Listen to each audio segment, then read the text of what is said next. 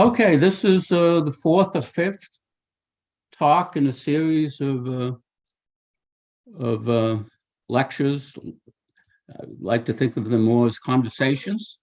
In the past, I've done some pretty prominent dead languages like Latin. I've also done some really obscure ones like Ugaritic, and I will not say Ge'ez, the religious language of Ethiopia, because it seems some people get upset about calling it a dead language, but it's only dead in the sense that nobody learns it as a first language anymore. As a child learns the language, it has to be taught at an older age. Well, about Hebrew, Hebrew is a major classical language. It used to be more prominent among Christians than it is now. Scholars in the Renaissance up through the 17th century, they felt a need to learn Hebrew to read the Bible in its original language, what Christians call the Old Testament. New Testament, by the way, was written in Greek. The Old Testament was in Hebrew. For a long time, both Jews and Christians believed that all human languages derived from Hebrew, the language, as I said, of the Hebrew Bible. It was the language spoken by Adam and Eve in the Garden of Eden, though I don't believe the book of Genesis itself has a comment on what they actually spoke. It just depicts them speaking Hebrew in the Hebrew text. According to this view, which was widespread during the Middle Ages and later, the Hebrew language was created simultaneously with the world and was the language employed by God himself when conversing with Adam and Eve. This God spoke Hebrew. This traditional view is reiterated time after time during the Middle Ages and later by both Jews and non-Jews. At Harvard in 1642, a Puritan person submitted a thesis, a very pious soul, and it was entitled Hebrea est linguarum mater. That's Latin. Hebrew is the mother of the languages. Also, according to Genesis, as the population of the world grew, arrogant men began to build the Tower of Babel, and as a consequence, the Lord God, quote, did there confound the languages of the earth, and from thence did the Lord scatter them abroad upon the face of all the earth. And that's how we got linguistic diversity in the world. Rabbinic tradition in Judaism held that there were 72 languages of humankind, 22 of which were spoken by the descendants of Japheth, 24 by the children of Ham, and 26 by the children of Shem. Those were the surviving children, sons of Noah. If you recall, in the great flood in Genesis, it wiped out the human race, and they were the survivors. Now, towards the end of the 18th century, things got more scientific. The scientific study of language took off. That's the field known as linguistics. It started taking some steps towards understanding linguistic history, how languages change. Through the British colonization of India, Europeans were exposed to Sanskrit, the sacred language of the Hindus, and scholars recognized that there were strong similarities between Sanskrit and some languages of Europe, particularly Greek. If you've studied both, as I have, it's amazing the similarities, particularly in the verbal system, the way they speak about activities. And they realized that this similarity could be explained only by the assumption that they were descended from a common ancestor, which was named, nowadays it's called Proto-Indo-European. The prefix proto is used, that's Proto-Indo-European. The prefix proto is used when no written records of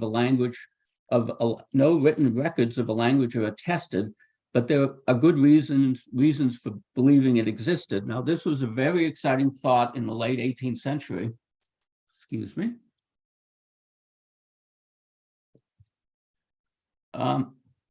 Now, to anticipate my presentation a bit, Hebrew belongs to another language family spoken predominantly in the Near East called Semitic, derived from the name Shem. Why they picked Shem? Ham got the languages of Africa, I believe.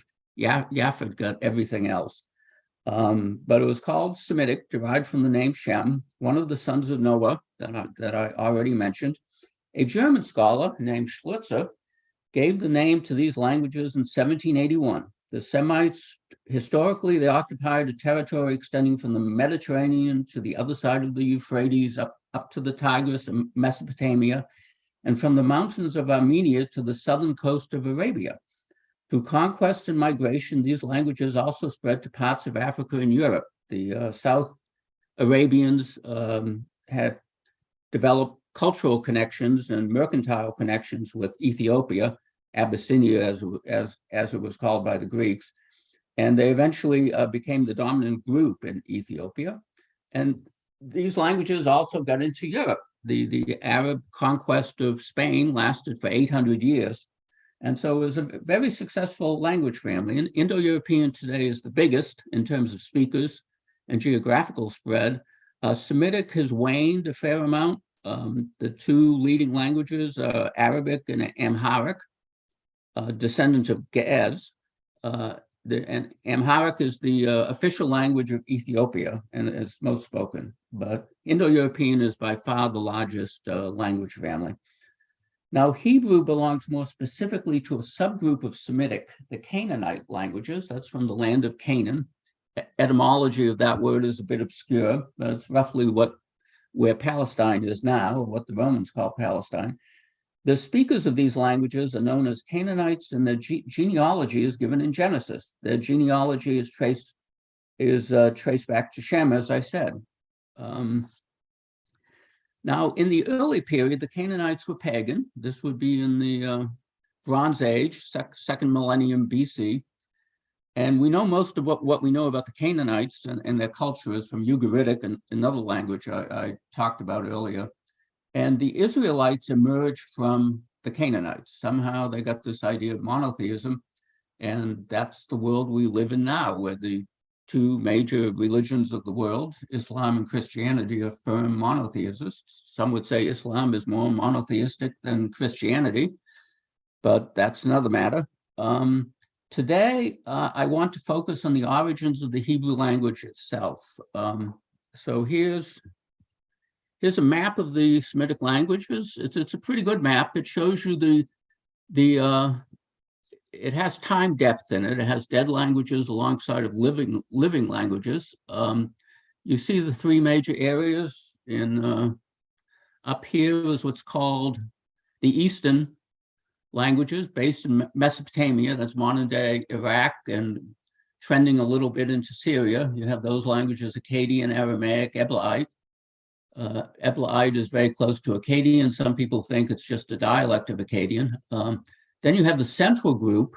The biggest language here today is Arabic, but it's been around for quite a while. The size of the circles, if you can, I'm sorry for the small font, but the size of the circles represents number of speakers relatively. Then you have, why Hebrew is so big, I don't know on this map, because Israel only has 10 million people. Arabic has well over 100 million speakers, but that's the way they drew it. There are these other languages, Phoenician, which is politically and culturally actually the most important of the Canaanite languages. They created an empire which stretched across the Mediterranean. They were trading people, assailing people, and they were dominant in the antiquity, in the period, in the BC period, until the Romans conquered them in three very destructive wars and destroyed them and salted the earth of Carthage and all of that. Carthage was in the Western Mesopotamia. Phoenician was called Punic for some reason, but it was Carthage was which is in today's Morocco, I believe. Carthage was called Punic, but it was basically the same language as Phoenician. You have other little-known languages like Ammonite, Moabite, Edomite, which are only known from a few inscriptions. Moabite is probably the one closest to Hebrew. When Carthage is part of Tunis. Tunis, thank you. Oh, by the way, feel free to ask questions or interject at any point if you can. You have to do it through the chat, I think.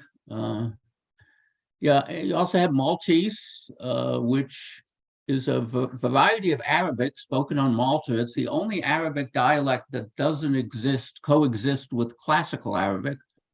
It's a very interesting language. It's been heavily influenced by Italian. It's sort of a mix of Arabic and Italian if you look at it. And then you have Ethio Cypriot, I don't think anybody knows much of anything about that. Then down in the south, you have the southern group, which was founded in Ethiopia here, where I mentioned Amharic. That's the major language of the current state of Ethiopia. But it basically, groups migrated across the Red Sea from the southern Arabia into Ethiopia, and they created, they dominated on the northern coast. Of course, Ethiopia has always been a very rich area linguistically. I think there are close to 100 different languages from different families in Ethiopia, but the northernmost one is Tigrinya. That's probably the closest to Ge'ez, which, as I said, is the ecclesiastical language of the Ethiopian monophysite church. Tawachado is the Ge'ez term, which refers to monophysism, which is a belief that the Son of God, Jesus, had only one nature. And I believe it was, I can never remember these arguments about fights over Jesus's nature. I think they believe that Jesus was entirely divine. And of course, Roman Catholicism, the major, I shouldn't say that, a major group in Europe believes that Christ had two natures, human and divine, mixed together. That's what's expressed in the Nicene Creed if you have a Catholic background. But that argument of Christ's nature has been going on for 1,600 years. But the Ge'ez is the language of a church that believes, a Christian church, one of the oldest in Christianity, by the way. It started in about 300 BC. It was basically Aramaic-speaking missionaries who converted them were quite successful. Ge'ez is, it has a very small dot there. It's a dead language. Nobody learns it as a first language. It's taught in monasteries and so forth. It is spoken, but only by clerics, people, people of the priests of the Ethiopian Christian Church. Tigrinya is, this is an area that's undergoing a very harsh civil war right now, Eritrea and Tigray. Eritrea is a separate country now from Ethiopia, but Tigrinya is the closest relative of Ge'ez. It looks a lot like it, along with Tigray, but then you have all these other Semitic languages, Agoba, Harari, Chaha, Inuazai. It's a very complicated mix. On the other side, in the Arabian Peninsula, you have several group of some modern languages, like Sukotri, spoken on the island of Sukkot here. You also have Hasusi, Mekri. These are all spoken, but there are also 4 inscriptional languages. We only know them from tombstones and items like that in southern Arabia. Manayan, that should be Katabanian, Sabaean. This was the best map on the web I could find, but I don't recognize Kaktanian. Hadramautic, that's in the area of Hadramaut in southern Arabia. So today I'm going to focus on the Canaanite languages, which was spoken up here. This is Jordan, Israel, Palestine, what have you. Now, as I said, the Canaanite groups include some well-known languages, and that would be Hebrew and Phoenician. There are also many that are little known. And to give you the list, Ammonite, Tammana, Canaanite, Edomite, Hebrew, Moabite. And there's a language of a plaster text from a site in Syria called Deir Allah, which some people think is Canaanite. It's not a consensus view, though. Some people think it's closer to Aramaic, but I won't get into that. As a family, the Canaanite languages are attested from roughly 1360 BCE to 400 CE, with Proto-Canaanite, the ancestor language, behind them, dating no earlier than 1550 BCE. So this is the High and Late Bronze Age. The Canaanite languages were originally attested in what is today Israel.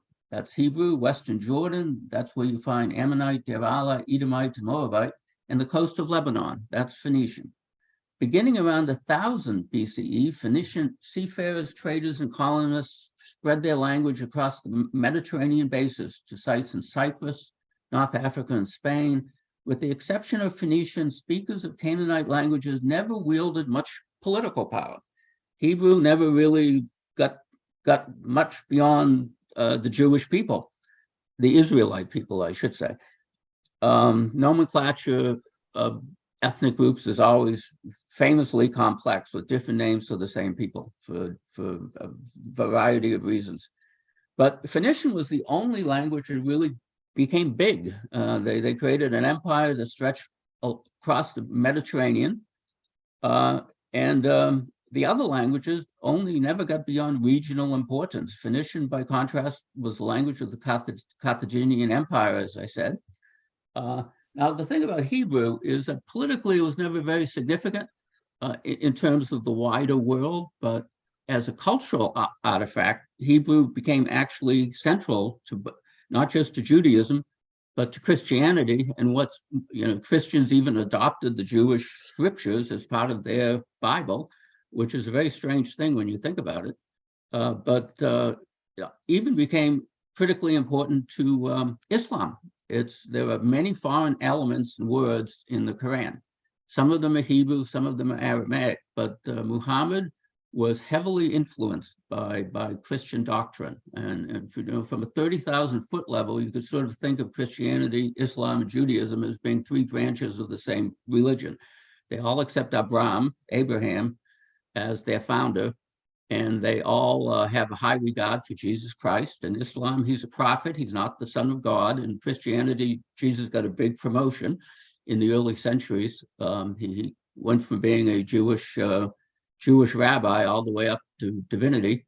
And you can track that development over time, but Hebrew is the language that it all began with, as far as we know.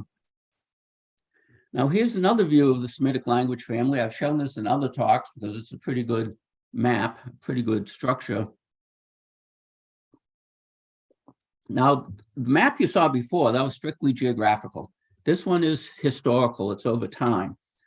This view shows how the different languages relate to each other historically. Now, Semitic breaks down into different subgroups, as you can see in the slide. Now, this is a traditional way of representing historical links among languages. The higher up you go in the tree, the farther back you are. Northwest Semitic node, where is it? Right here,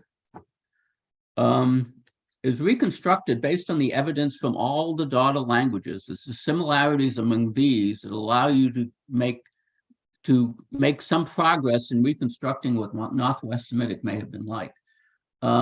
Now, Northwest Semitic is a historic construct. It's a scholar's best judgment, some would say guesses, as to what the earliest form of Hebrew was like.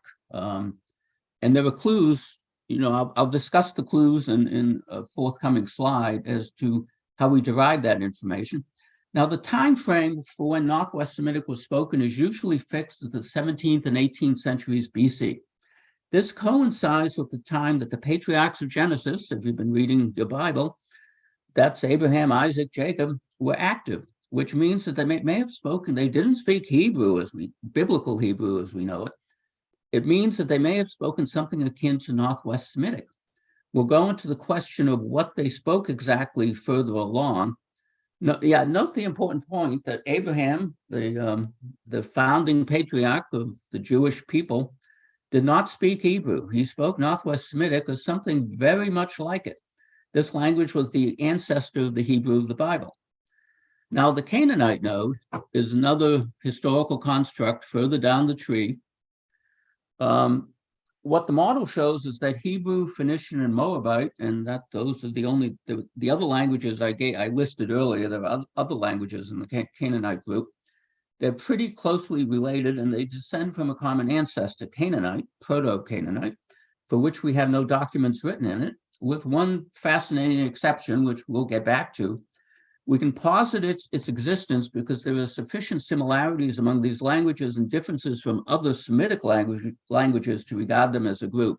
Now, this is a traditional view. It's called Stammbaum in German. It's a tree structure where you have an ancestral languages producing daughter languages. And so if other people think there was a lot more, there's a lot of controversy in the field of historical linguistics. Some people think that in a case like Semitic, people were constantly borrowing from other languages because the Middle East is a fairly close, fairly small area. The groups live close to each other.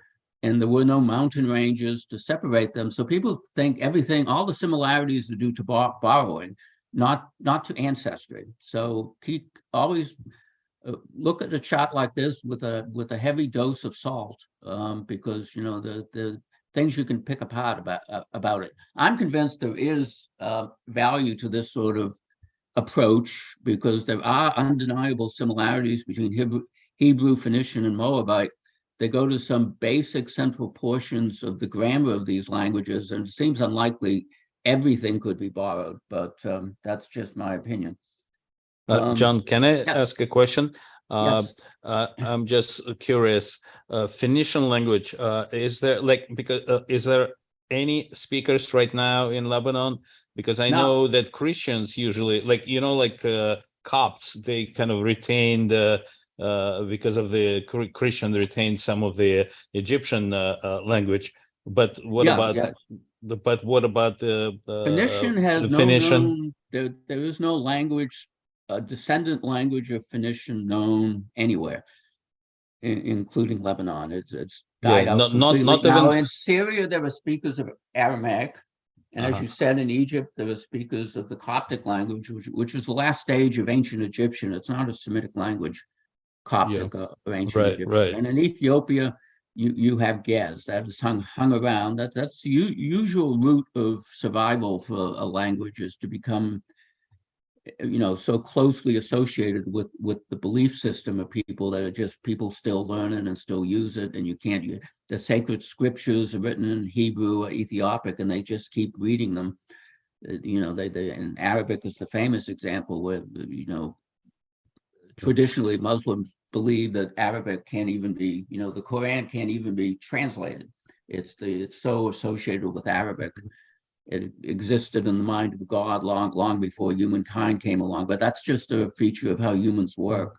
The parallel I wanted to say, that the Christians who did not convert to Islam, they're like in the Coptic, example, they kind of managed to save. And I wonder, what are the Christians in Lebanon speaking? I've heard of nothing. Well, I don't think there's an Aramaic speaking village in Lebanon. I think it's completely Arabic. Okay. I don't have on the ground experience. I think the Christian Bible was translated into Arabic, and I think most Christians in the Middle East use that, which is, but they haven't retained any of the original Phoenician language. Okay. And it's died out completely. There's not even a written tradition. So anyway, back to subgrouping. That's what this is called. Semitic breaks down into West Semitic and East Semitic, and Akkadian only has two members: Eblaite, which is a badly understood language from the 3rd millennium BC, and Akkadian, which is a well understood language. Okay, now the time frame for when Northwest Semitic, as I said, was at the 17th and 18th century. As you can see, under the Canaanite model, it shows Hebrew, Phoenician, and Moabite are pretty closely related. Were they mutually intelligible? I don't think so. Maybe Moabite and Hebrew, meaning that I met Spanish and Italian speakers who claim that they can understand the other language, even without studying it. And I've heard that from many Spaniards and Italians, so I believe it's true to some extent. In fact, I've heard one person say it's much easier to understand, I forget. It's easier to understand one way than the other, but if any of you are Spanish or Italian speakers, please enlighten me on that. But when languages get pretty close together, you can, it doesn't take much to learn how to understand them. And this is a very multilingual audience, so I'm sure you have a lot of personal experience with that.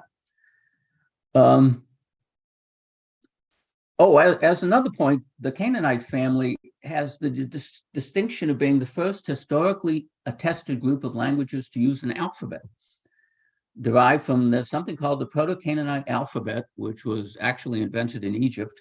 But it's the first occurrence of the notion of an alphabet, one sound for one letter for each sound. Before that time, they had logographic, and in cuneiform, they wrote the syllables, not the individual sounds. But the alphabet began in the Middle East, and it spread to all the alphabets of the world are now pretty much descended from this Proto-Canaanite alphabet. Our A, B, C, D is the same as Hebrew, Aleph, Bet, Gimel, Daled, Hey, Vav, Zayin, etc. Has the same order. How they arrived at that order of letters is a mystery. Why the Aleph goes first, I don't know, but it does. But it's very, very old, and it's amazing how stable culture can be. Is that everybody adopted this alphabet, and of course they differentiated and got their own varieties. The only competitors are the Asian logographic systems like Chinese and Japanese to compete. Otherwise, the rest of the world is completely alphabetical and descended from this Canaanite alphabet.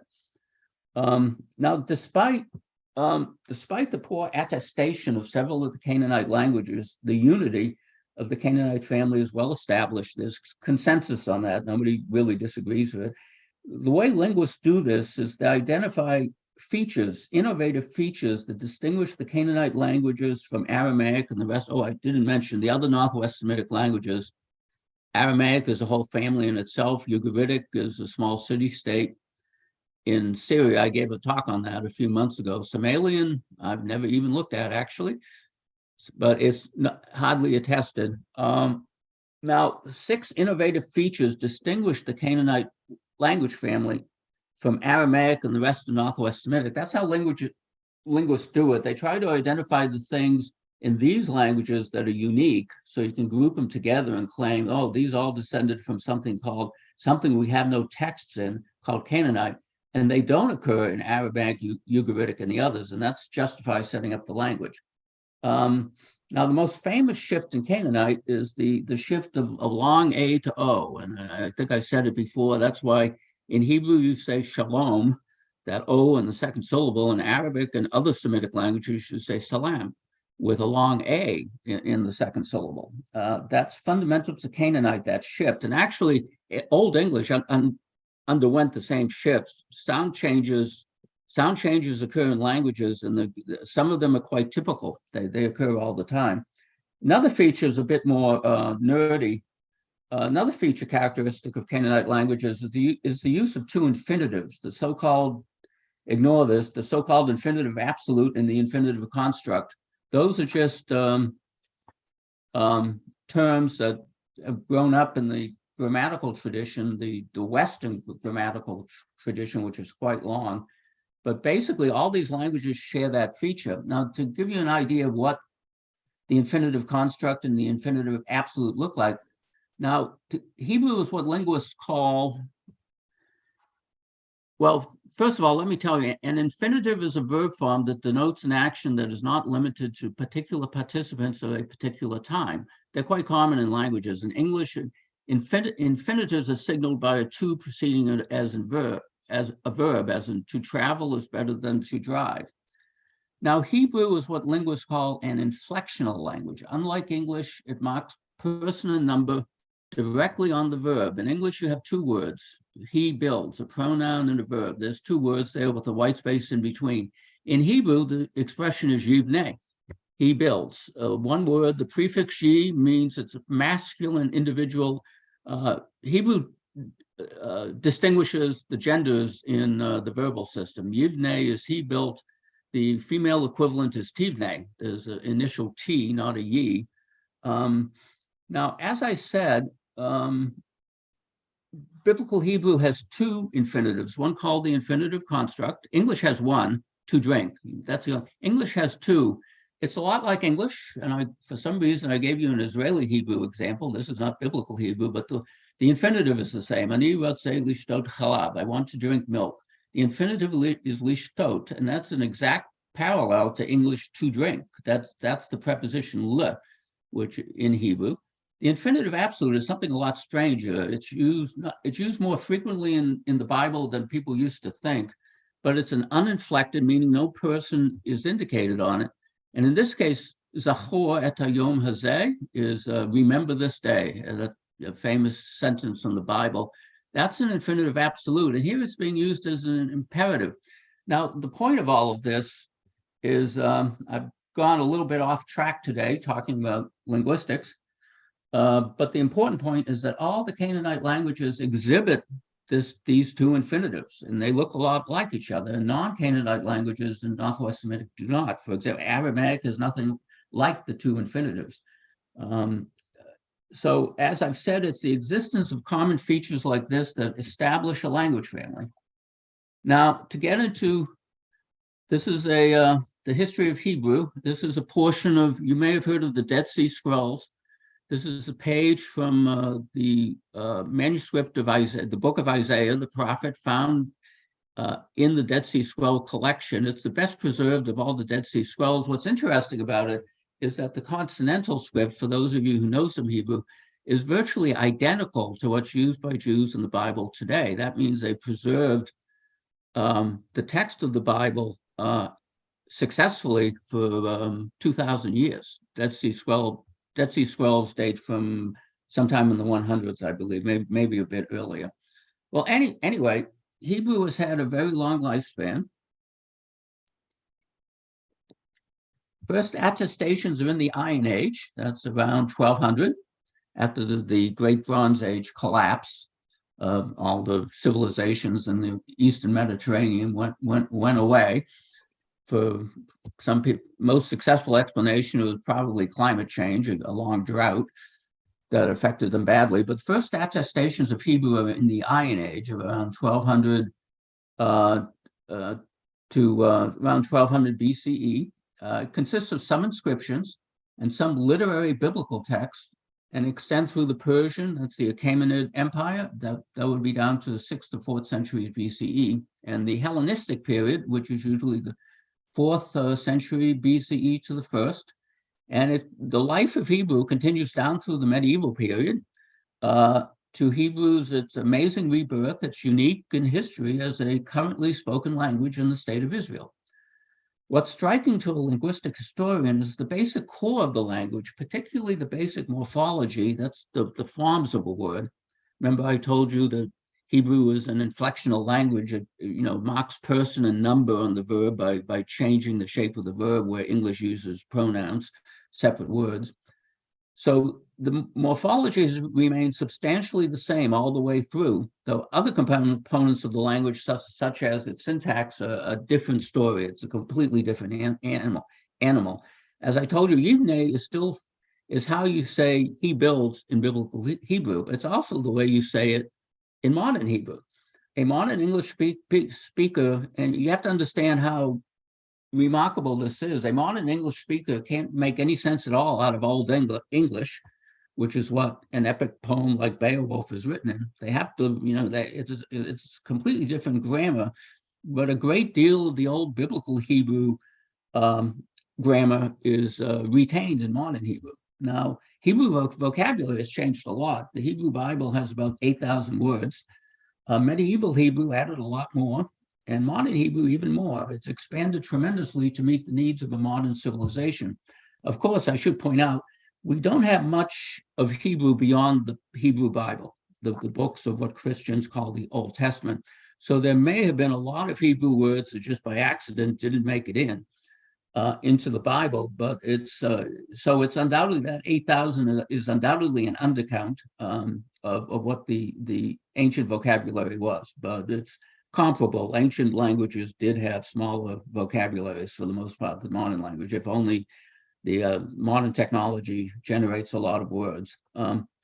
Now, it's true that Hebrew of today is in some ways quite different from biblical Hebrew, but what happened with the language that's sometime after, nobody really knows when, but sometime soon after 0 AD, the beginning of the new millennium, Hebrew died out as a normal spoken language and was replaced by Aramaic. Aramaic was the lingua franca of the Near East. The Persians, for their reasons, adopted it, even though they were not native Aramaic speakers, but it was the language of most of the peoples they controlled. And so it became the dominant language, even used in the Persian official chancery documents, inscriptions and so forth. And the Jews succumbed to to that tendency as well. Aramaic became their major language. It replaced Hebrew. Now, after that time, because of the as I mentioned, the association of the Hebrew language with the Jewish faith, only religiously educated men continued to use it. And this created a situation familiar from other civilization where scholars could still use biblical Hebrew forms of the language, that they would copy the language of the Bible. This continued up to the late pre-modern period. And it was used, biblical Hebrew was used for such diverse purposes as translation, commentary, liturgy, science, poetry, and prose literature, up to and including the late pre-modern period, which would be 1500 AD. The earliest Hebrew inscription is dated to the 10th century BCE. That's about the time of Saul, David, and Solomon, the Davidic kingdom, if I can call it that. That's when it's dated to. Later important sources of knowledge about Hebrew came from such sites as Qumran, the Dead Sea Scrolls in the Judean desert. Of course, the bulk of ancient Hebrew linguistic evidence comes from the Hebrew Bible. And here the picture gets more complex because no one sat down and wrote the Hebrew Bible at one go. There's no single author. The Hebrew Bible was not composed in one sitting at one time. It's a collection of books that were composed at different periods. And even within a given book, there is evidence of sections that are much older than the surrounding material. If you know anything about the Bible, what comes to mind is Exodus 15, which is a very ancient hymn, the Song of Miriam, celebrating the destruction of the Egyptian army, in the Charlton Heston style in the Red Sea when the Jews escaped from Egypt. Now, these oldest portions of the Hebrew Bible probably date back to around 1300 BC, so it's pretty old language. Now, John, may I yes. ask you? So the alphabet and the script was developed a little later, maybe from what I know, around 1000 BCE, right? Yeah. Yes. So it was oral for a while, then they started. What do you know? What is the earliest written document in Hebrew known to us? How does it date? Something called the Gezer calendar, and the date escapes me, but I assume it would be around 1300 BC. But the script was not developed yet. No, there was an original Hebrew script. This is little known, but when you look at the Bible today or an Israeli newspaper, the script you see is actually descended from an Aramaic ancestor. The original Hebrew script developed by the Jews disappeared. And I'm no expert on paleography. It's a very complicated situation, but there were lots and lots of different scripts developed from that one ancestor, the Proto-Canaanite alphabet. And the Jews developed their own, but then they switched and adopted the Aramaic script, the so-called square script that you find in the Bible. But that script, was it alphabetic too? Oh yeah, they were all alphabetic, but they didn't indicate consonants. I've spoken about that before. The Semitic languages have a peculiar structure, unique in the world, that the consonants of a word carry the semantic meaning. I don't have a slide on that handy, but the vowels are generally not indicated in the script, and that's because the vowels are used for grammatical indicators like tense and person. But the consonants, you have a KTB in both Arabic and Hebrew means to write. Though the concept of writing is sort of contained, but then they form a whole bunch of other words, katav and kotev. Katav means he wrote, kotev means writer. That's Hebrew, but it's the vowels that are telling you what the grammatical function of the word is. Kataba, it's a past tense. Kotev is something linguists call a participle, somebody who carries out the action of the kotev is a writer. So all these scripts in the early stages did not indicate vowels, but I still call them alphabets. I mean, some people would not. They call them something else, but they as native speakers, they didn't feel the need to indicate the vowels. They got enough from context. to sort of fill in the vowels on their own. And since they developed and they found it an efficient communication tool, they just stuck with it. Over time, you got the introduction of vowel signs. Actually, Biblical Hebrew is a very interesting language from the orthographic situation, because basically they had three different sets of three writing systems coexisting. This happens in languages. First, you had the original consonantal script, and then sometime in the first millennium BC, they started introducing vowel indicators at the end of words. They felt a need to do that. And over time, they developed vowel indicators in the interior of words, something which is, led to our kind of writing system now, where we do both consonants and vowels. And in the medieval period, under the Masoretes, they became so obsessed. Hebrew had died out as a spoken language, but they wanted to preserve the pronunciation of the Hebrew Bible exactly. The Masoretes, a name of a rabbinical family, developed a marking system, which are the so-called points in Hebrew, pointing. So you sort of had the original, and the original consonantal script was not changed very much anyway. But then you had that, then you had the vowel indicators added, and then on top of that, you get these medieval points added in. So you have three. It's a very complex writing system. But it's, as far as we can tell, it provides an accurate historical view of what Hebrew mostly sounded like in the ancient period. I hope that answered the question. Sure. So I hope I didn't go too much. I didn't want to talk about scripts today. Sorry. But it's a complicated. Just remember this: the Hebrew script today is not the original Proto-Ancient Hebrew script. It's an Aramaic adoption, which I was surprised when I first heard that, but it's true, apparently. Okay, so let me give the historical problem. You can see here Abram, the original name of Abraham, and his flock going on their famous migration. The historical problem of the origins of Hebrew is difficult. It is sometimes raised as a question of the kind, what was the language spoken by the patriarchs, that's Abraham, Isaac, Jacob, so forth, or what was the language of the conquerors of Canaan? These are hard questions to answer, and really the exact beginnings of the Hebrew language are still surrounded by mystery. For those of you who are not familiar with the story in Genesis, I'll give you a short summary of the biblical account of what happened. During the first half of the second millennium BCE, it didn't say that in the Bible, obviously, what time it happened, but that's what scholars think it happened.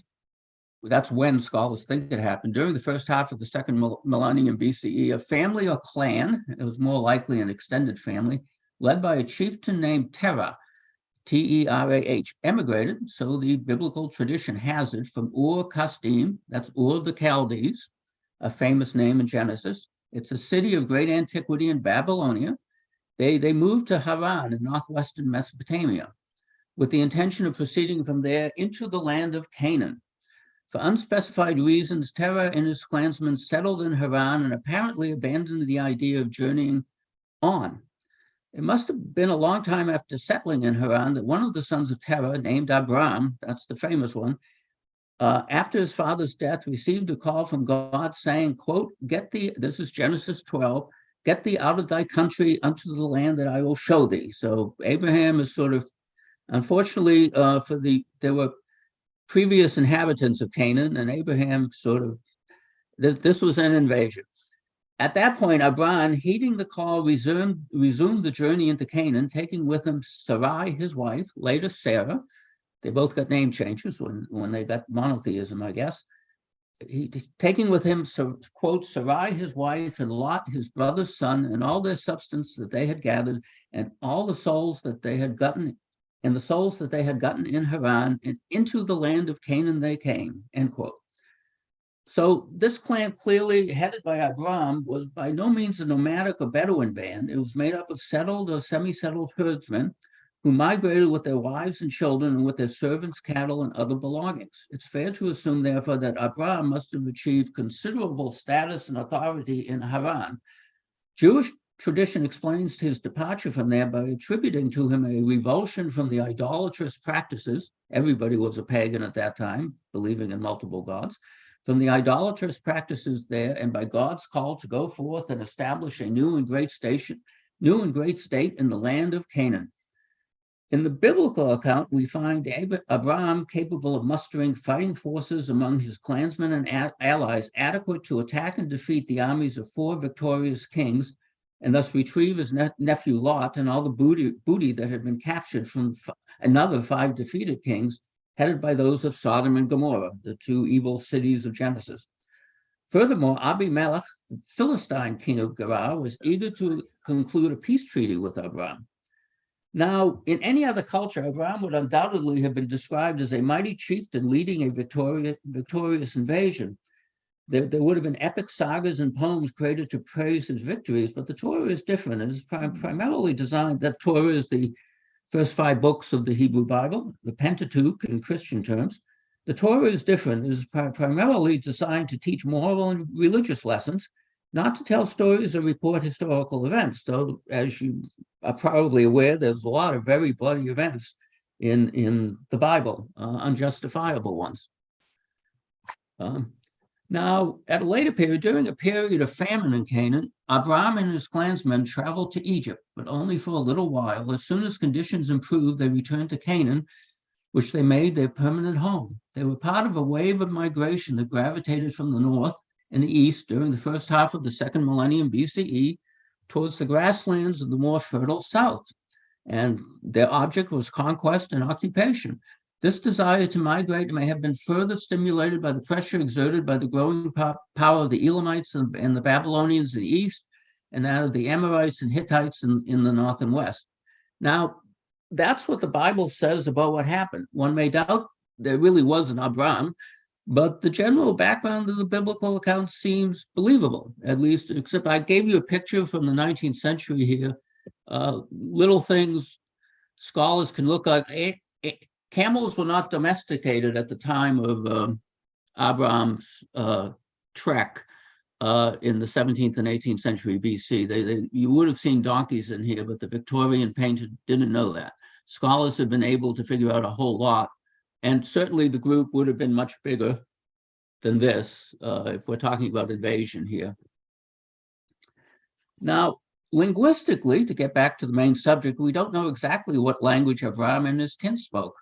They came from Ur of the Chaldeans in Babylonian, so that may indicate they were speakers of Akkadian, the principal language of Babylonia at the time.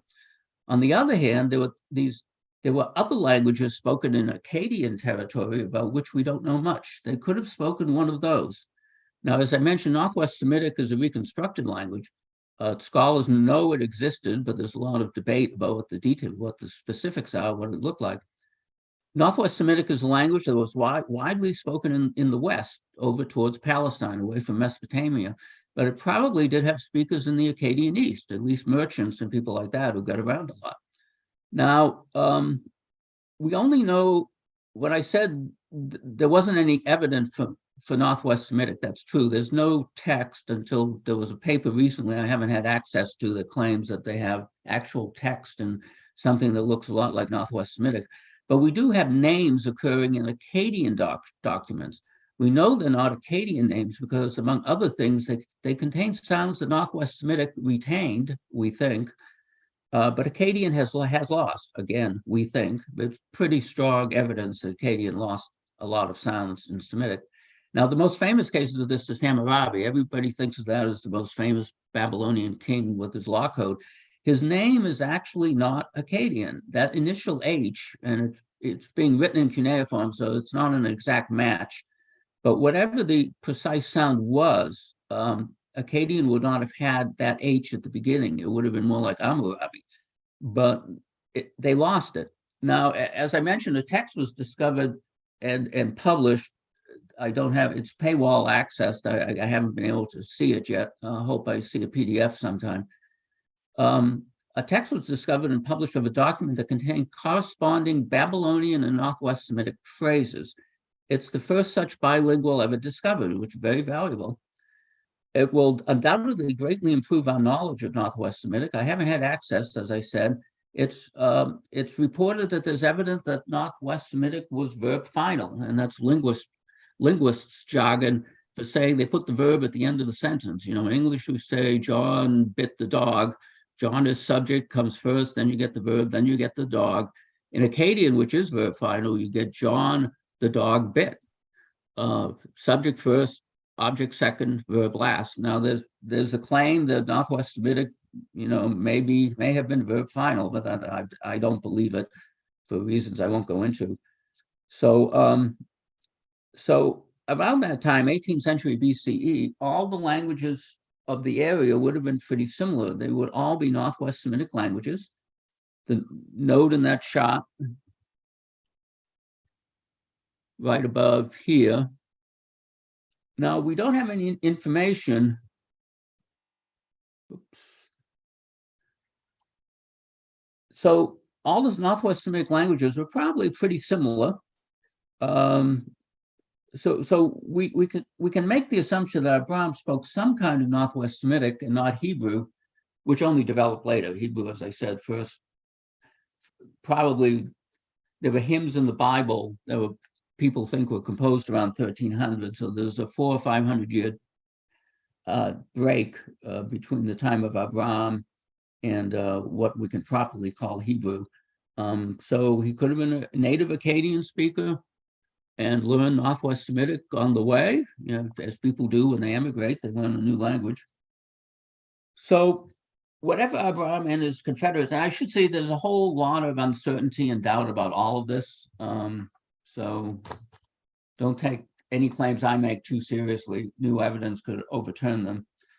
John, so whatever, yes. I just wanted to add, like, historically, Abraham is not a historical figure, right? There is no historicity about this migration, right? I mean, it's a biblical source, but biblical scholars would agree, both Jewish and Christian.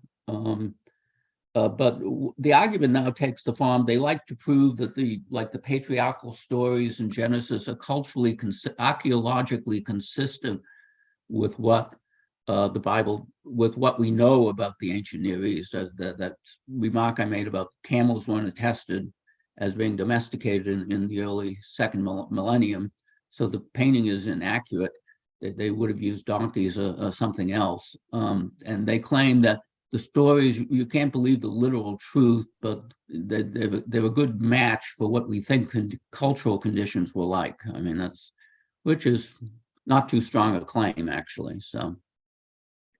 Yeah, that the influence of let's say in 1800, like at the time of Hammurabi, right? Supposedly that's when Abraham came to Canaan, right? Yeah. But the influence of Babylon at that time, all the way to the Levant. I mean, how significant was that? How is it possible? You know, Akkadian. Well, we have Egypt and the Babylonians in the 18th century were the major competitors in the Near East, and they were both interested in controlling Palestine, and control shifted back and forth over time. So the influence was quite large. The influence of Babylonian culture was quite large. Right. That we know is, as I mentioned before in a previous talk, Akkadian, the language of Babylonia, became a lingua franca in the Bronze Age. Even it's what states used to talk to each other, and what Egypt, and particularly the Egyptian pharaoh, used to communicate to his vassals in Palestine. And they didn't use Egyptian, and they didn't use any Western Semitic languages. They used Akkadian because the Akkadians had developed the greatest skill in writing. They had scribal schools, and so they had great political influence. But like French was up in the 18th century, was the diplomatic language that all states used, and now English is, and you can tell. And that reflects political and economic power, obviously, and cultural power too. But French has sort of faded away as an international language, but it used to be the language all diplomats used to speak to each other. And today it's why in English, all airline pilots always use English to communicate. even in areas where there are no native English speakers.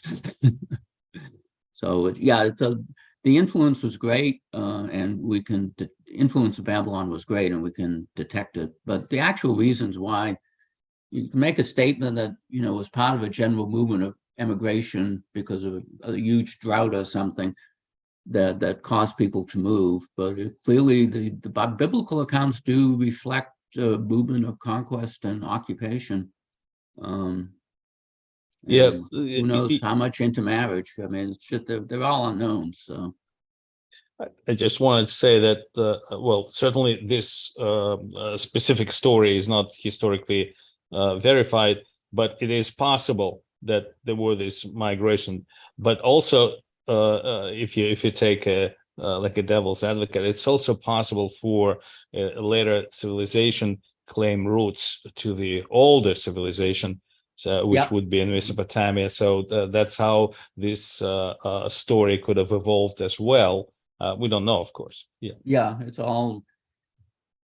Yeah, I'm not enough of a biblical scholar to be just people differ quite a bit on the political motive, because all the books of the Bible were written later than this period, and so people were telling tales that satisfied their ideological prior assumptions and so forth, and they wanted to meet political goals.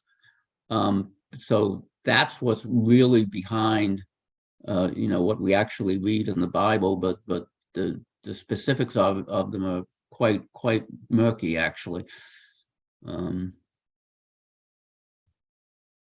Anyway,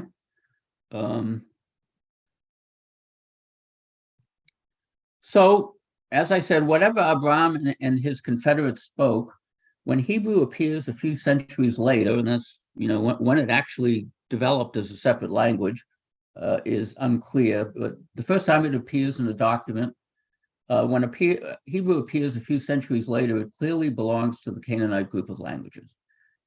Historically, this means that when the Israelite tribe settled in Canaan, they adopted the language of that country, at least for their written documents. Ancient and certainly anachronistic traditions about these ancestors occur in the Bible. For example, there's a famous line, "My father was a wandering Aramean," which occurs in Deuteronomy 26. That's been cited by many scholars that cited that Abraham was a speaker of Aramaic. Of course, that's generally rejected now because Aramaic only emerged as a dominant language in the first millennium BC. It was just it didn't even exist as Aramaic at that earlier period in the 18th century. Now, it's a common historical phenomenon that when a country I'm just assuming there was a general movement of peoples into Canaan and they took over. It's a common historical phenomenon. How peaceful that was, I don't know. How much people were just slaughtered and they just replaced them, and how much intermarriage there was is unclear. How gradual this movement was is very unclear. It just started with merchants moving into Canaan, and then other people followed, as happened in Ethiopia with the it started as trade relationships, which eventually led to political dominance by one group. Now, it's a common historical phenomenon that when a country with a high level of civilization is conquered by a people of an inferior civilization, and I don't know if that's the case here, but in that case, the victors tend to yield to the influence of the superior indigenous civilization. Think of the Manchus conquering China, which had a much, the Manchus spoke a non-Chinese language, a Tungus language, but they adopted Chinese, the victors. The other famous case, of course, it's the Norman invasion of England in 1066. I don't know if I believe that the victorious French-speaking Normans submitted to the cultural cohesiveness and the presumably greater numbers of the Anglo-Saxons and adopted the language of the conquered. The Normans had adopted their language only a little over a century prior to the invasion of England. Remember, the Normans were Northmen, the Vikings, they're speakers of a Germanic language. And they apparently had no deep cultural roots or any ardent attachment to the French language. That's not entirely true because French became the official language of England for about 3 centuries, and the law courts were conducted in French. But it doesn't seem to have made any headway with the normal common English population, French. So its English remained, it sort of disappeared from the official records for several centuries, but it remained very much alive. So we can see Abram and his clan in a similar role, and just adapting to their novel linguistic situation. They would have, maybe they were Akkadian speakers, but they adopted what eventually became Hebrew. Now, there was a famous, on a somewhat relevant note, there was a famous debate, famous among Bible scholars in the early 20th century, that ancient Hebrew, biblical Hebrew, is not a homogeneous linguistic system, but is, to use a German term, a Mishracha. That's a mixed language. Some scholars thought it was possible to distinguish an early Canaanite language, layer, and another more recent layer closer to Aramaic and Southern Semitic. They claim that certain linguistic features in Hebrew were not characteristic of Canaanite. On occasion, for example, some forms do not show the expected shift of the long A to O. In comma, he arose. That's one of the defining features of Canaanite. Now we know. Today we know there are such things as languages could be characterized as mixed, but there's a lingua franca who's a Creole spoken in South America whose name escapes me, where the vocabulary, it has a native Indian grammar, but the vocabulary is all Spanish. Speakers of different languages, when they're thrown together and they have to communicate with each other, they can come up with some pretty interesting mixtures. But that doesn't mean it isn't a coherent linguistic system. People learn it as a native language, they can communicate. It's different pieces come from different places. Now, if in various ways we recognize in Hebrew elements that differentiate it from the neighboring Canaanite dialects, we do not believe that these are derived from Aramaic or Amorite. That a Northwest Semitic that the Israelites might perhaps have spoken before they settled in Canaan. But instead, these features could result from Hebrew retaining some of the old features that disappeared in the other Canaanite languages. Otherwise, the Canaanite languages do differ from each other. They are not identical. Now, there's also, as linguistics has gotten more sophisticated, there's an increasing suspicion that Hebrew had different registers of language for different purposes. A register is, again, linguistic jargon for a different style of language used in speaking or writing. Basically everybody knows there's a difference between formal language as used in law courts and in presidential addresses. So that's getting much more informal. Register refers to a different style of language used in speaking or writing. Now, there's a difference between the language used in law courts and what you hear on the street. A big difference even in English today, even though even 50 years ago, there was a much greater difference between formal language and informal language in English. The language, even in the most elevated context, has gotten extremely informal, which is people don't realize how different things were even 50 years ago. Now, there are linguistic features in the Bible, in the Hebrew Bible, that people think reflect a more elevated use of the language that you might find in epic poems or things like that do not occur in what may have been the spoken language. There's a peculiar use of the tenses aspects in Hebrew that may have been strictly a part of the written language. Nobody ever used the verbs that way in the spoken language. Unfortunately, we don't have any evidence of the spoken nature of Hebrew, really, at the time. So that's only a hypothesis, but it's a reasonable one because it occurs in many other languages. Anyway, now to speak of other influences on Hebrew, the Hyksos, the rulers of Egypt in the 15th century, come to mind. Ancient Egypt also had an influence on ancient Hebrew. The sojourn of the early Hebrews in Egypt, that would be in the Bronze Age, well after Abraham. The sojourn of the early Hebrews in Egypt is now accepted by archaeologists as an established fact, although it is generally maintained that the greater part of the Hebrews had remained in Palestine and they never entered Egypt at all. All through the second millennium BCE, there was a close relationship between Egypt and Palestine. For a period of over a century and a half, that's from about 720 to circa 1550 BC, Egypt was ruled by Semitic tribes. That's generally accepted today. Egypt was ruled by Semitic tribes known later under the name of Hyksos, which is Egyptian for rulers of foreign countries. That's how Egyptian texts refer to the Hyksos. The belief today is that they came from the Levant and spoke a variety of Western Semitic. Among the Hyksos personal names we have are such good Hebraic names as Hur, as well as Jacob, which is an abbreviation of Jacob El. That's the Semitic peoples usually had sentence names, which we don't use much in European languages, but it's sentence names. It expresses something. Jacob El is the full name. Jacob is the abbreviation. Jacob El means May El. That's a divine name. May El God. That's what Jacob means. He gods. But Hyksos had names like that, which is quite striking. Now, when the Hyksos were later defeated and driven back into Asia, the Egyptians reestablished their rule over Palestine.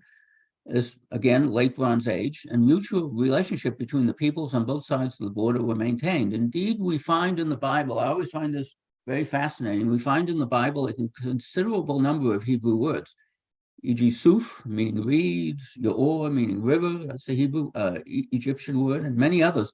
Also, a number of very familiar Hebrew names are actually Egyptian in origin. Moses, Miriam, Phineas. Moses, that name is the same element as in the Pharaoh Tutmosis. We don't have vowels in Egyptian, so that's a conventional pronunciation, but the consonants are the same. It's quite striking. Now, this talk is not about the Exodus, and that's dated to maybe 1300 BC, but a lot of scholars believe that Israelites did immigrate to Egypt, and probably some became quite prominent in society and were Egyptianized to some extent. I mean, the famous story of Joseph becoming the Pharaoh's high administrator in the Egyptian government may reflect true history. So linguistically, Moses would well have been bilingual, and Moses is portrayed as an Egyptian prince in the Bible. He would have been bilingual in Egyptian and something akin to Canaanite, maybe. We just don't know. Now, another person I find this very fascinating is the so-called Amarna period. This some of the best evidence for what Canaanite, the predecessor to Hebrew, was like is provided by a group of cuneiform tablets. As I discussed in an earlier talk, Akkadian became essentially a lingua franca for communication between states in the ancient Near East during the late Bronze Age. This would be 14th century BCE, right before the Great Collapse.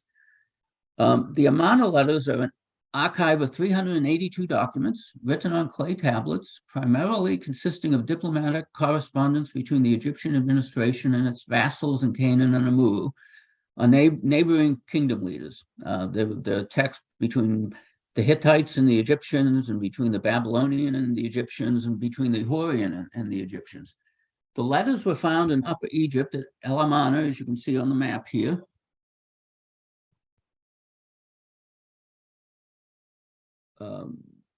That's the modern name, El Amarna. This was the site of the ancient Egyptian capital of Akhenaten, the Egyptian capital of Akhetaten, founded by the pharaoh Akhenaten. That's 1350s to 1330s, during the 18th dynasty of Egypt. The Amarna letters are unusual in Egyptological research because they are mostly written in Akkadian. There's one Hurrian document, I believe. This is the writing system and language of ancient Mesopotamia, but rather than that of ancient Egypt. The language used has sometimes been characterized as a mixed language, which I mentioned, Kanano-Akkadian. The written correspondence spans a period of at most 30 years. Some of the letters, though written in Akkadian, are heavily colored by the mother tongue of their writers, who probably spoke an early form of Canaanite. The language which would later evolve into its daughter languages, Hebrew and Phoenician, among others. Thus, Canaanitisms provide valuable insights into the prehistory of Hebrew.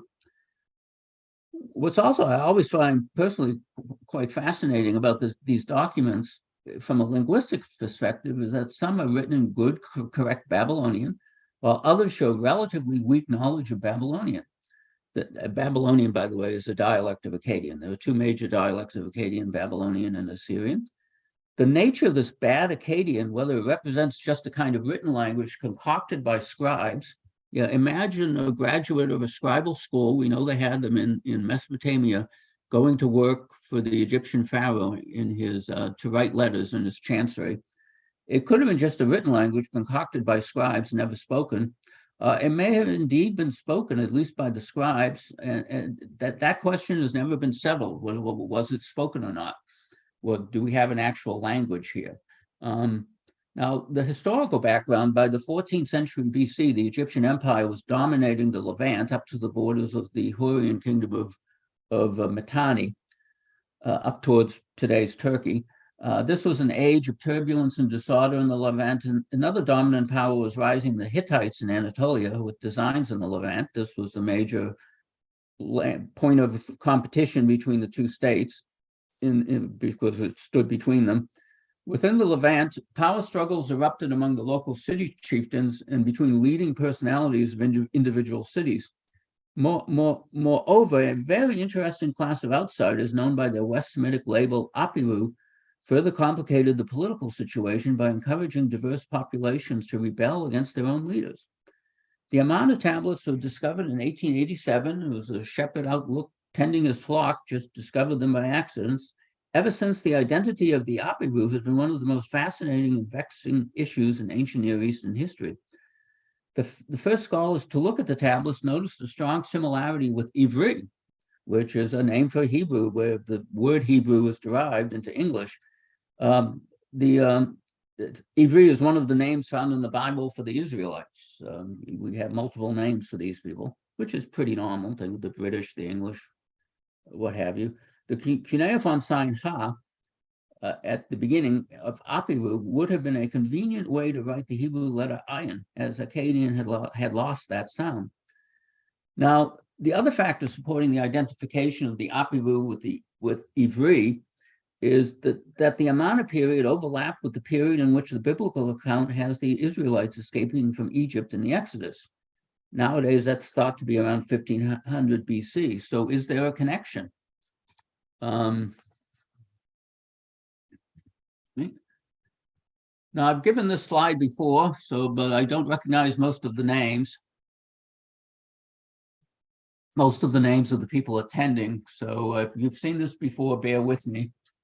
The Habiru were referred to they were referred to in the Amarna tablets as Sagas. You can see on the slide here. It's a Sumerian logogram with the meaning robber or outlaw. That's a pretty firm meaning. Now, if you think about it, these texts are occurring in documents, letters written by rulers, vassal rulers in the Levant to the Egyptian pharaoh. So of course, if there's political trouble going on, there's a rebellion, of course they're going to refer in a pejorative way to the people rebelling against them. So they call them robbers.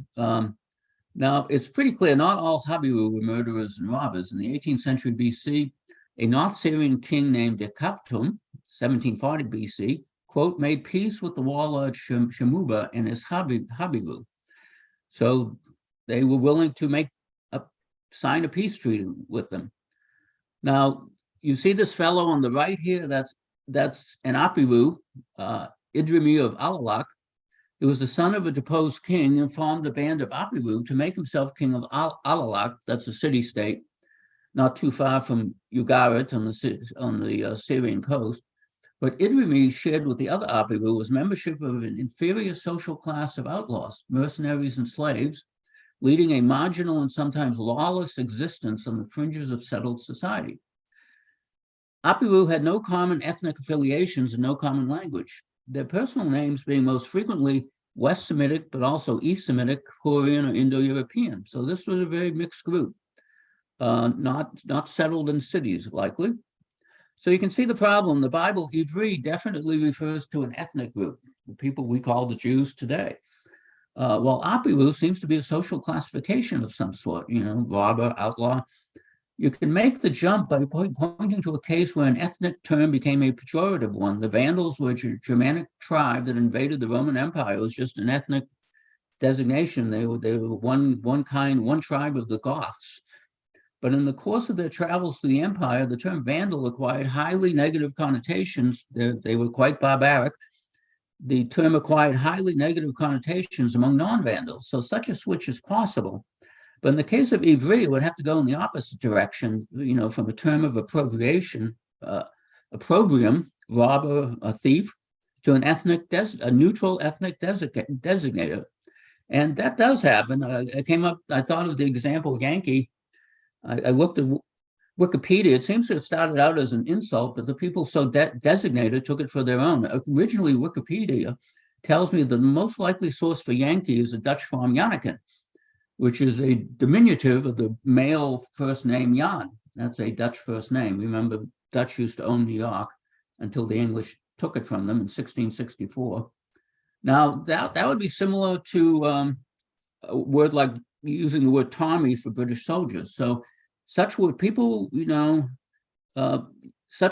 can be used in a neutral, a pejorative way, and they can switch back and forth. In the case of Janneken, was likely used by English speakers in their interactions with the Dutch, and they probably meant it in a very condescending, insulting way.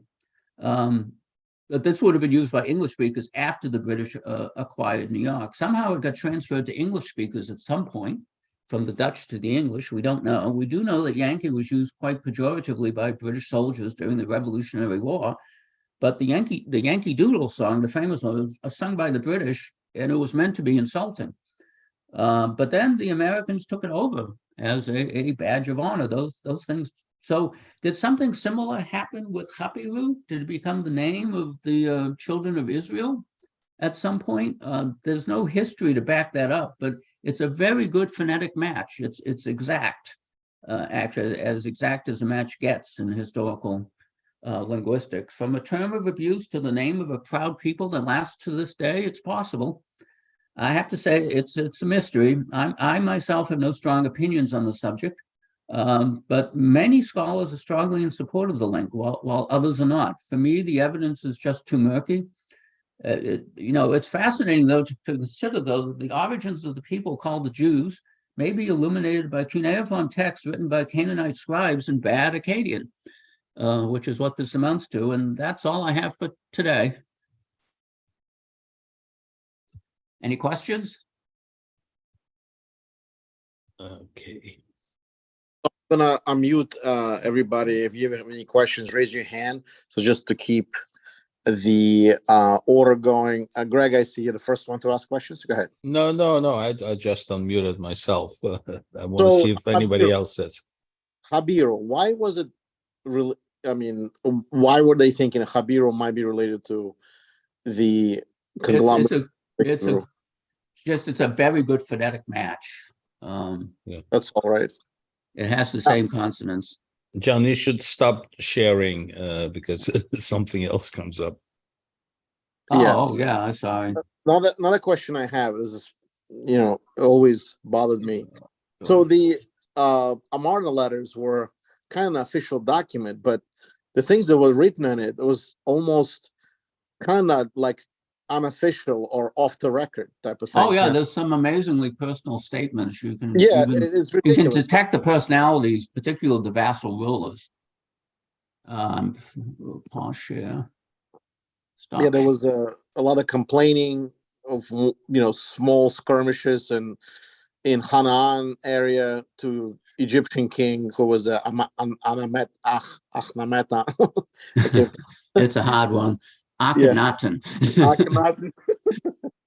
And so it's interesting. And then there was another one that was really interesting from the area of Anatolia, almost close to Hittites. And there's where one of the viziers and one of the kings wrote to the Egyptian king, stating the fact that how he does not like the usury and lying in his court, where he basically tells them, "Oh, this is how I treat all the people," but it appears to me that there's people basically use me. And then there's in a Hittite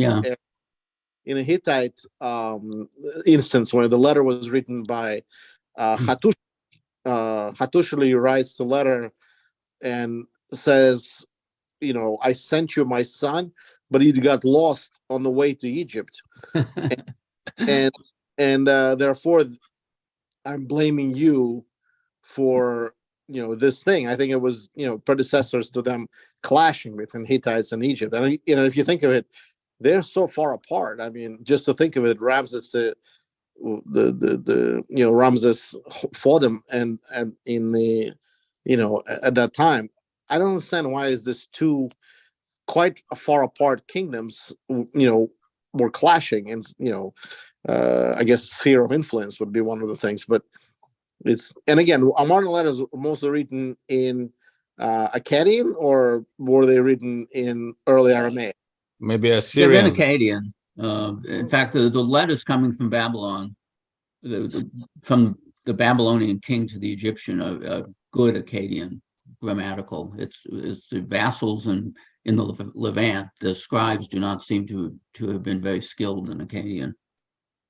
Oh, I see what you're saying. So I just Yeah. unmute everybody. Let me know if you guys can unmute yourself. I'll just ask to unmute if you have any questions. Or you could put them in the chat as well. We'll read it if you have any questions. So Eliana was saying something about the some Hebrew words. Liana, you want to maybe elaborate? Sorry. I presume you're a native speaker. You can tell that I'm an Israeli. What happened in the Bible, for instance, Va Yivne. Yivne is the future of Livnot. Yeah. But they add a Va means that it's past. Yeah. So that's how modern Hebrew developed, and they try to we had to study the Bible, many chapters by heart, so I know the biblical format. But Yivne means will build. Tivne, she will build. Yeah. Livnot, bana, boneh. I mean, the root is bet nun hey, bana. Yeah. That was my only comment. I also want to. I should mention that that's the most visible difference between the Hebrew of the Hebrew Bible and modern Israeli Hebrew is the use of the tenses. In certain syntactic contexts, what would be the future that's really something else and imperfect is used for the past, and the past for the future. My feeling, I mean, there's a historical reason for it. There was an available, in Akkadian, the equivalent to Yivneh is a past tense form. And it's believed that past tense usage of Yivneh survived into Hebrew in certain syntactic contexts. So in effect, you have katab, meaning he wrote, and yichtov, meaning in certain vayichtov can be used referring to the past tense, but that's something that was dropped in modern Hebrew, and it actually declines in use in the Old Testament. The later books of the Bible, Daniel and books that were written later than the Torah, show a decreased use. And it's one of the most peculiar, interesting features of ancient Hebrew, but it's gone completely in modern Hebrew. People can imitate it as writers have done, but nobody speaks that way anymore. And I don't think it was ever part of that use of the tenses. It's used for very elevated discourse, so I don't think it was ever literary. Yeah, I don't think it was ever part of the normal language people spoke in biblical times. It was just something they developed. Other sources was also the Talmud. There was a Babylonian Talmud and Egyptian Talmud. So I mean, the two, or Jerusalem, you have to, so those were sources. My father knew very well Ben Yehuda, who revived the language. I also want to say that the Muslims, the first Muslims, they lived among Jewish Hebrew tribes in all of Saudi Arabia. They're all Hebrew tribes. So many words like Katuv or Barack Obama, Barack Mevorach, it's the same. Many roots were taken from Hebrew, and many other customs. Yeah, Prayers, food. They've adopted a lot of Jewish things, and the fact that yeah. The Quran is filled with foreign elements, Aramaic and Hebrew. And that's the keen historical question is where did Muhammad and where did he encounter them? in Saudi Arabia, he lived among them. He was very angry that they did not convert or believe that he's the true prophet. Yeah. And that's why a couple times during reading of the Quran on Friday in the mosques, they mentioned anti-Jewish things, which create just like the Christians think that the Jews were responsible for the killing of Jesus instead of the Romans. The same thing with the Muslims. A couple times during the year, when they read the Quran, he blames the Jews for not believing that he's a true prophet. That's my take. Thanks, Ileana. Vix had a question. So I know your full name. I apologize. I unmuted you. He's asking, unless you don't want to speak. Go ahead. Go ahead. All right. So he's asking, didn't the Hittites conquer Egypt at some point, though? And then he's thanking you for the great presentation. So, Greg, maybe you want to take up.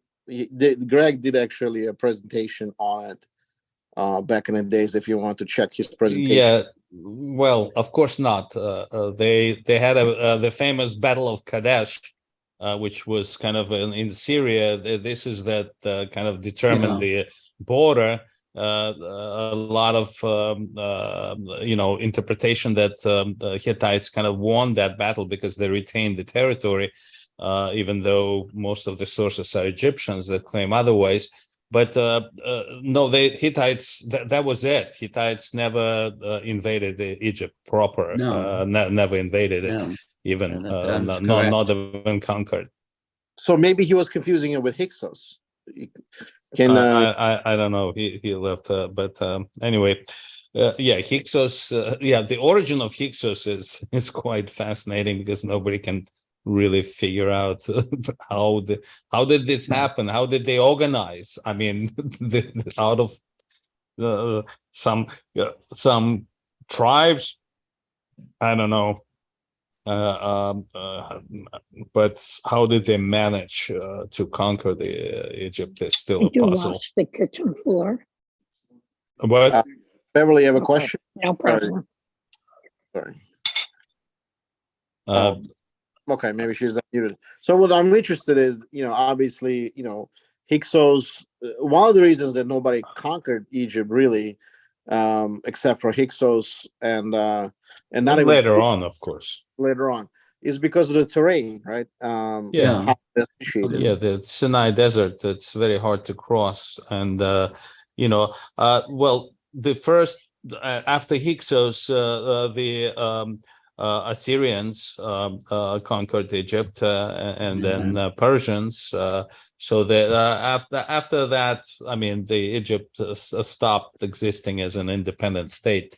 After Assyrians conquered it, that was basically, and we talking about around 700, something around that, maybe 720, BC. And then obviously there was a famous 25th dynasty or West, or they call them Black Pharaohs, right? With Taharka, Pios, that is actually explained in the Bible as pious Ethiopians. But they were pharaohs from Nubia. That in the Bible, remember that famous story when the rats or mice ate the bows and arrows, and in Canaan when Egypt defended, I guess at that point it was who was it? Hittites, the land of Israel, and Taharka was the king at the time.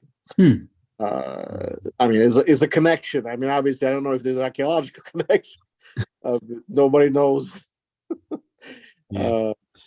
But I'm still like want to return to the original, to the earliest documents written in Hebrew. I mean, there are bits and pieces, but what has Yeah. survived to our days? Just I mean, a few inscriptional things. As I said, something called the Gezer calendar is from about 1000 BC is the earliest written attestation of Hebrew.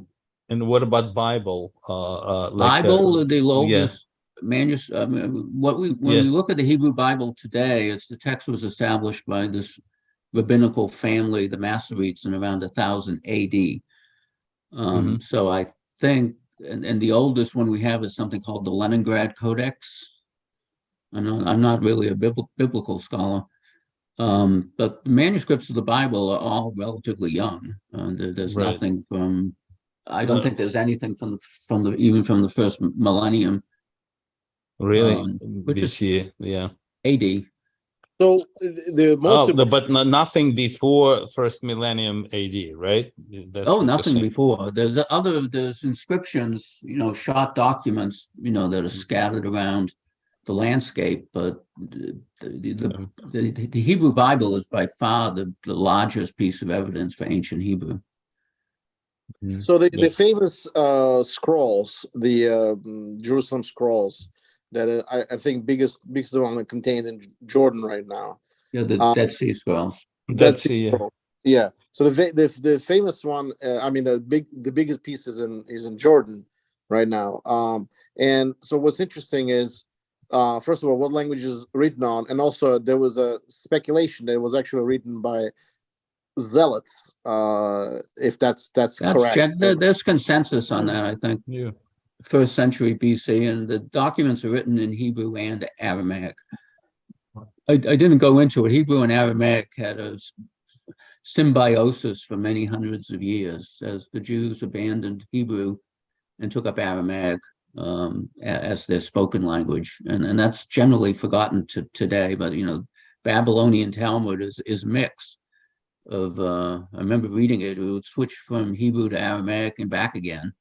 And it's not too well known, but parts of the book of Daniel and other parts of the Bible are written in Aramaic. The scribes evidently, when they were copying manuscripts, they felt no need to translate into the other language. They just shoved them together. So you're reading along the book of Daniel, and all of a sudden it goes from Hebrew to Aramaic with no indication that the switch is being made. That maybe the two languages are quite similar in many ways, very similar in many ways. The biggest visible difference is Hebrew has a prefixed definite article. The king is Hamelech. In Aramaic, it's suffixed, it's Malkah. It's a long A at the end of the word. The king is Malkah. So I remember a teacher telling me once, you can tell the difference in the Talmud between Hebrew and Aramaic, but it's written with an aleph, the first letter of the alphabet. Just look, if you see a lot of alephs, you're dealing with Aramaic. Yeah, Ralph, I think you have a question, right? Okay, well, just a comment or two. Yeah, I think you're quite right. The oldest existing documents of Hebrew are the Dead Sea Scrolls. Yeah. But the evidence from the Old Testament is that it was first written down around the time of the Babylonian captivity, perhaps before, during, or after, and presumably it was that sort of diaspora of the Babylonian captivity that's sort of inspired people to say, hey, look, we've got all these things that we've passed down orally. We better start writing it down because we're getting dispersed. So we need, so Yeah, I it would think make sense. the evidence is that from the stories, we know historically when the Babylonian captivity is and when some of these historical elements are.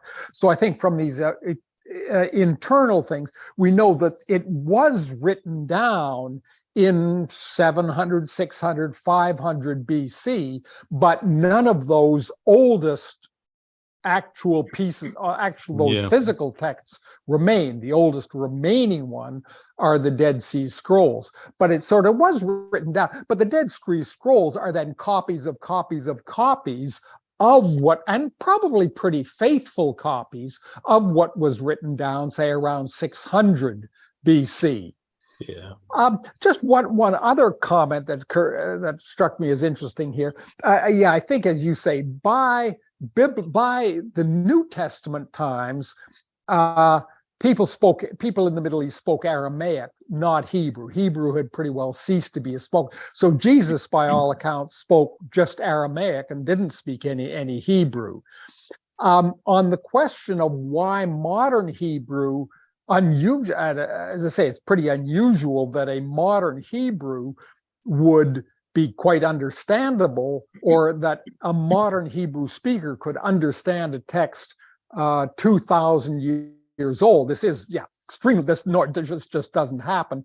But I think the reason is because it ceased to be a spoken language, Hebrew stopped evolving somewhere around New Testament times, and then so they went back to ancient Hebrew, and they created modern Hebrew to match it. So it didn't really, so it survived for 2,000 years only in the sense that it went out of use and then was recreated from the 2,000-year-old text. Thanks. Yeah, that's entirely correct. I think I just read a book where the scholar claimed that modern Hebrew is really a very Yiddishized form of Hebrew, because the first speakers, they weren't native speakers, first speakers of modern Hebrew, Ben Yehuda, whoever in the late 19th century, they unconsciously introduced elements of their native language into the Hebrew they knew, because, they have past modern Hebrew. Ancient Hebrew was what linguists call an aspectual verbal system. They had an imperfect and a perfect, where imperfect means refers indifferently to present or future. The perfect refers to things already completed in the past. Modern Hebrew looks like German, which Yiddish is a Germanic. It has a future tense, a present tense, and a past tense, and they repurposed elements of the ancient grammar and just gave them those meanings. And so it's been argued that Hebrew is just Yiddish with Hebrew words, but the grammar is Yiddish. Yeah, but And it was I don't believe that that's a bit extreme, but correct me if I'm wrong, but it's my understanding that even at the time of Jesus, let's say when people spoke Aramaic, they still had a text written in Hebrew, and they studied similar to like today. Most of the Jews who are praying, they study Hebrew texts, even though they do not speak Hebrew. I'm talking about those who don't. But so it's a similar situation. It seems to me was 2,000 years ago, that the text was still there, maybe somewhere in Aramaic as well, but they also were in Hebrew, and most of the studies and prayers continued to be. It is similar like Latin. There are services conducted in the Christian church, in the Catholic, in Latin, even though the majority of the people don't speak it. So just wanted to point that out. And I would just modify that in one respect. The scribes, the learned people, may well have continued speaking it. Yeah.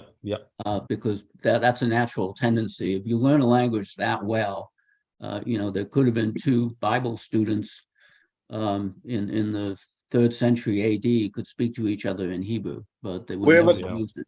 We have two questions. One is from Michael Saylor. Michael, go ahead. Yes, thank you. I have no expertise in history. I'm a scientist, but interested in history.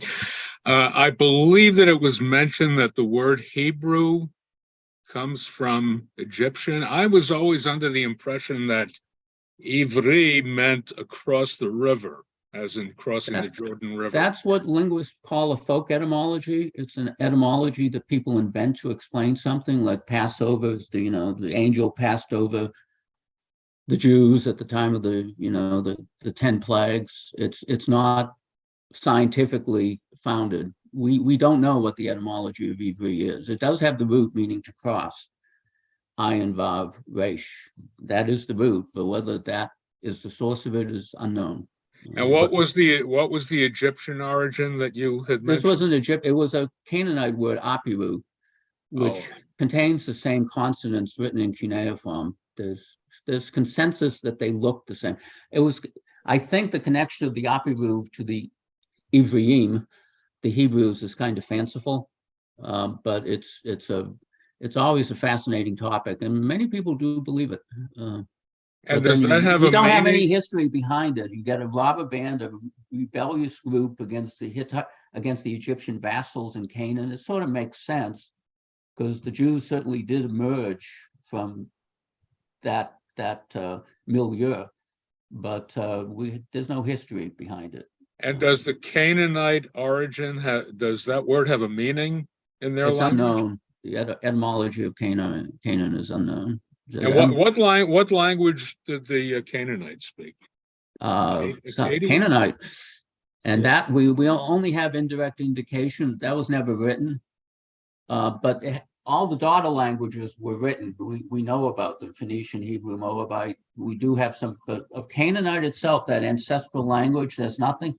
All we have are those documents, written in Akkadian, but showing large influences from a non-Akkadian language. And since they come from Canaan, city-states in the land of Canaan, those non-Akkadian elements are probably a reflection of their native language, the scribes. So we do have some evidence for what Canaanite was like. We don't have enough for a full grammar. There was a text just published that had, as I mentioned in the talk, it's behind a paywall, so I can't get to it. But there was a discovery of a tablet from Babylonia that had phrases in Northwest Semitic paired with their translations in Akkadian, and we know Akkadian pretty well. So it's the first time we've actually gotten something beyond names in Akkadian documents for what this Northwest Semitic looked like. But I haven't seen it myself. It's supposed to have complete sentences, and people claim looks a lot like Hebrew. The word forgive is, the imperative forgive is 10, as in Hebrew, 10 li et. Give me the book is 10 li et sefer. And it looks the same in this Akkadian something bilingual. And it makes perfect sense because, many Akkadian speakers in their trips to the Levant to do business or whatever would have needed a phrase book, in effect, to order dinner at the inn. Also, I have a somewhat unrelated question. My understanding is that when the Roman Empire fell, many Jews or Jewish practitioners fled north to the Rhineland and founded many of the oldest cities in the Rhineland. And as a result, Hebrew had a great influence on the German language. Is that a fiction? Or it's a fiction, I think. I've never heard of. First of all, Hebrew would have been restricted to learned male Jews. Women never learned Hebrew in the medieval period. Maybe there was an occasional liberal father who let his daughter learn Hebrew. That happens, but there's no evidence of it. So there would have been no possibility for Hebrew to have an effect on the common German speakers. One, there would have been, I assume, a great deal of social segregation. But the German language definitely had a lot of influence on Yiddish. Oh yeah, well, Yiddish, that's Yiddish is evolved from a medieval German dialect, and I was shocked before I even studied Hebrew and didn't know the alphabet. I had a lot of German, and if you know the writer Isaac Bashevis Singer, he was a great Yiddish writer. The New York Times had a translation of his Nobel speech into Yiddish, and it was in Latin characters because I didn't know Hebrew at the time. I could make sense out of it, having had 3 years of German in college. It's, except it has a lot of Hebrew and Russian, Slavic elements too. There's a lot of, Gonif is a Russian word, I believe, or some sort of Slavic word. But Yiddish is just a normal, descendant of Middle German, developed in it. It's like English in some ways. In German you say, ich habe das Buch gelesen, I have the book read. In Yiddish, and in English, we say, I have read the book. Well, Yiddish does it just the same as English.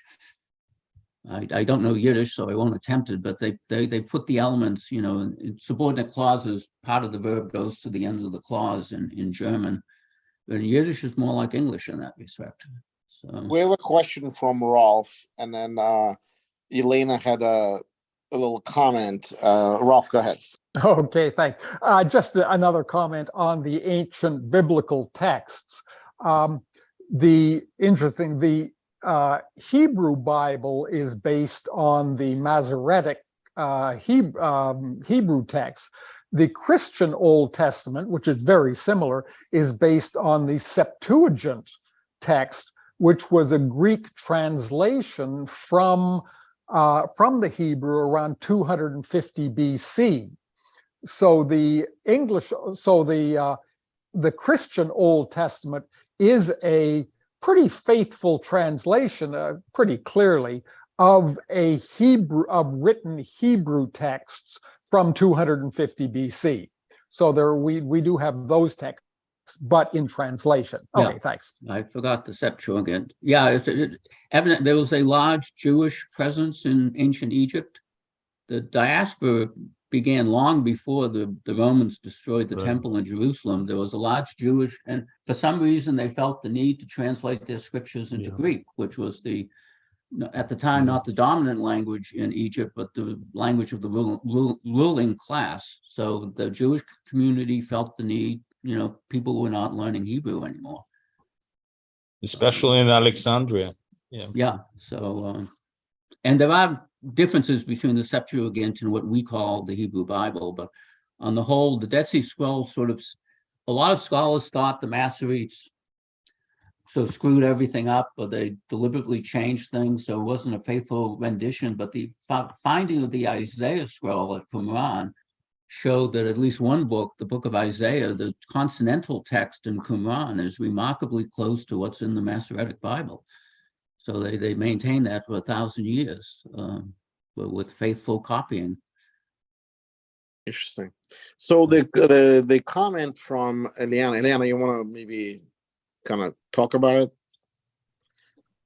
I just want to say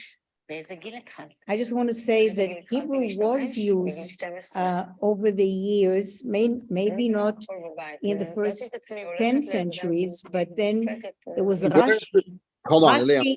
Do you have a Oh, background? sorry, I have Israeli news. Okay. Well, And somebody else died from yesterday's terror, so Oh.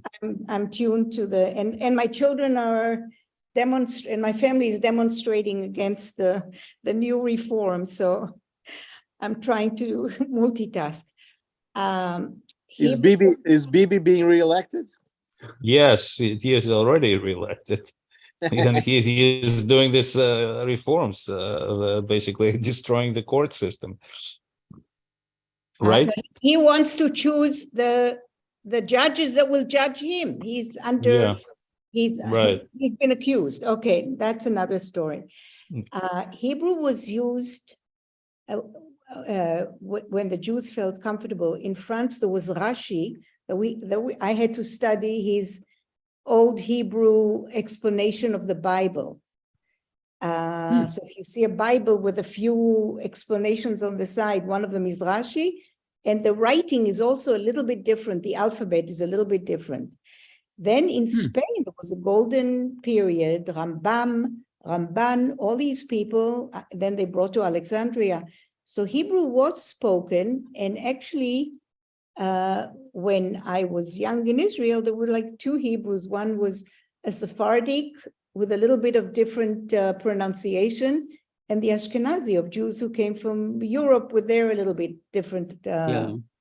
So the Jews in the diaspora became highly multilingual. I mean, Maimonides wrote in Arabic, actually, and one of the interesting things about that, it was Arabic and Hebrew characters. Things can get really mixed up. And there was also, that was called Judeo-Arabic. Yeah. And there's a new book on the Sassoons, and he described how we had to do research in Judeo-Arabic, but he knows Arabic and Hebrew and all these languages. Yeah, So, the great scholar in all of that was a guy at the Hebrew University, Joshua Blau. He sort of turned Judeo-Arabic into a very exciting field. I mean, Jews spoke other things besides Hebrew and Arabic in the various countries they were in. Hebrew and Aramaic, I should say. My father spoke 12 languages, so Latin, Old Greek, all of European languages, and Arabic, and the different Arabic between. He explained to me that Lebanese Arabic is a little bit different from Egyptian Arabic, and he had stores all over the Middle East before 48. So I mean, he knew. Anyway, Hebrew was spoken, but the main person who Ben Yehuda, who made it into the modern language, was about 1900, 1910. It was 1880s, I believe. 1880s, but he lived until I think 1922. Yeah, I don't have his And dates. I knew his I'm daughter. often amused by what it takes for a man to decide to speak in a language not his native one and to impose it on his own family. That must have been a dark day in the Yehuda household. By the But way, actually- Liana, if you ever wanted to do a presentation on Ramban, I'm Oh. most interested. You can, you can text me. I can give you my, phone number or email. I'm always looking for presenters. So I was thinking of, doing I'm actually a Bukharian Jew myself, and Greg is an Ashkenazi Jew from we're both from former Soviet Union. And so I want to do the kind of like Jewish scholars, and obviously Ramban was, involved in, interpreting a Sephardic Talmud and whatnot. And what a golden era you lived in. You had on his own street and where he was born, there was 2 or 3 Jewish scholars that was born at the same time, even though he spent most of his time in Africa. But maybe I'm mistaken. I think Al Shaprut were the same time as him. Was And born Ben the same- Shaprut and Rambam was a medical doctor. Correct. In addition to Zohar and everything else. Yeah, it was. I wish my late husband, who was a Middle Eastern Jewish historian, he was a good speaker, especially in English.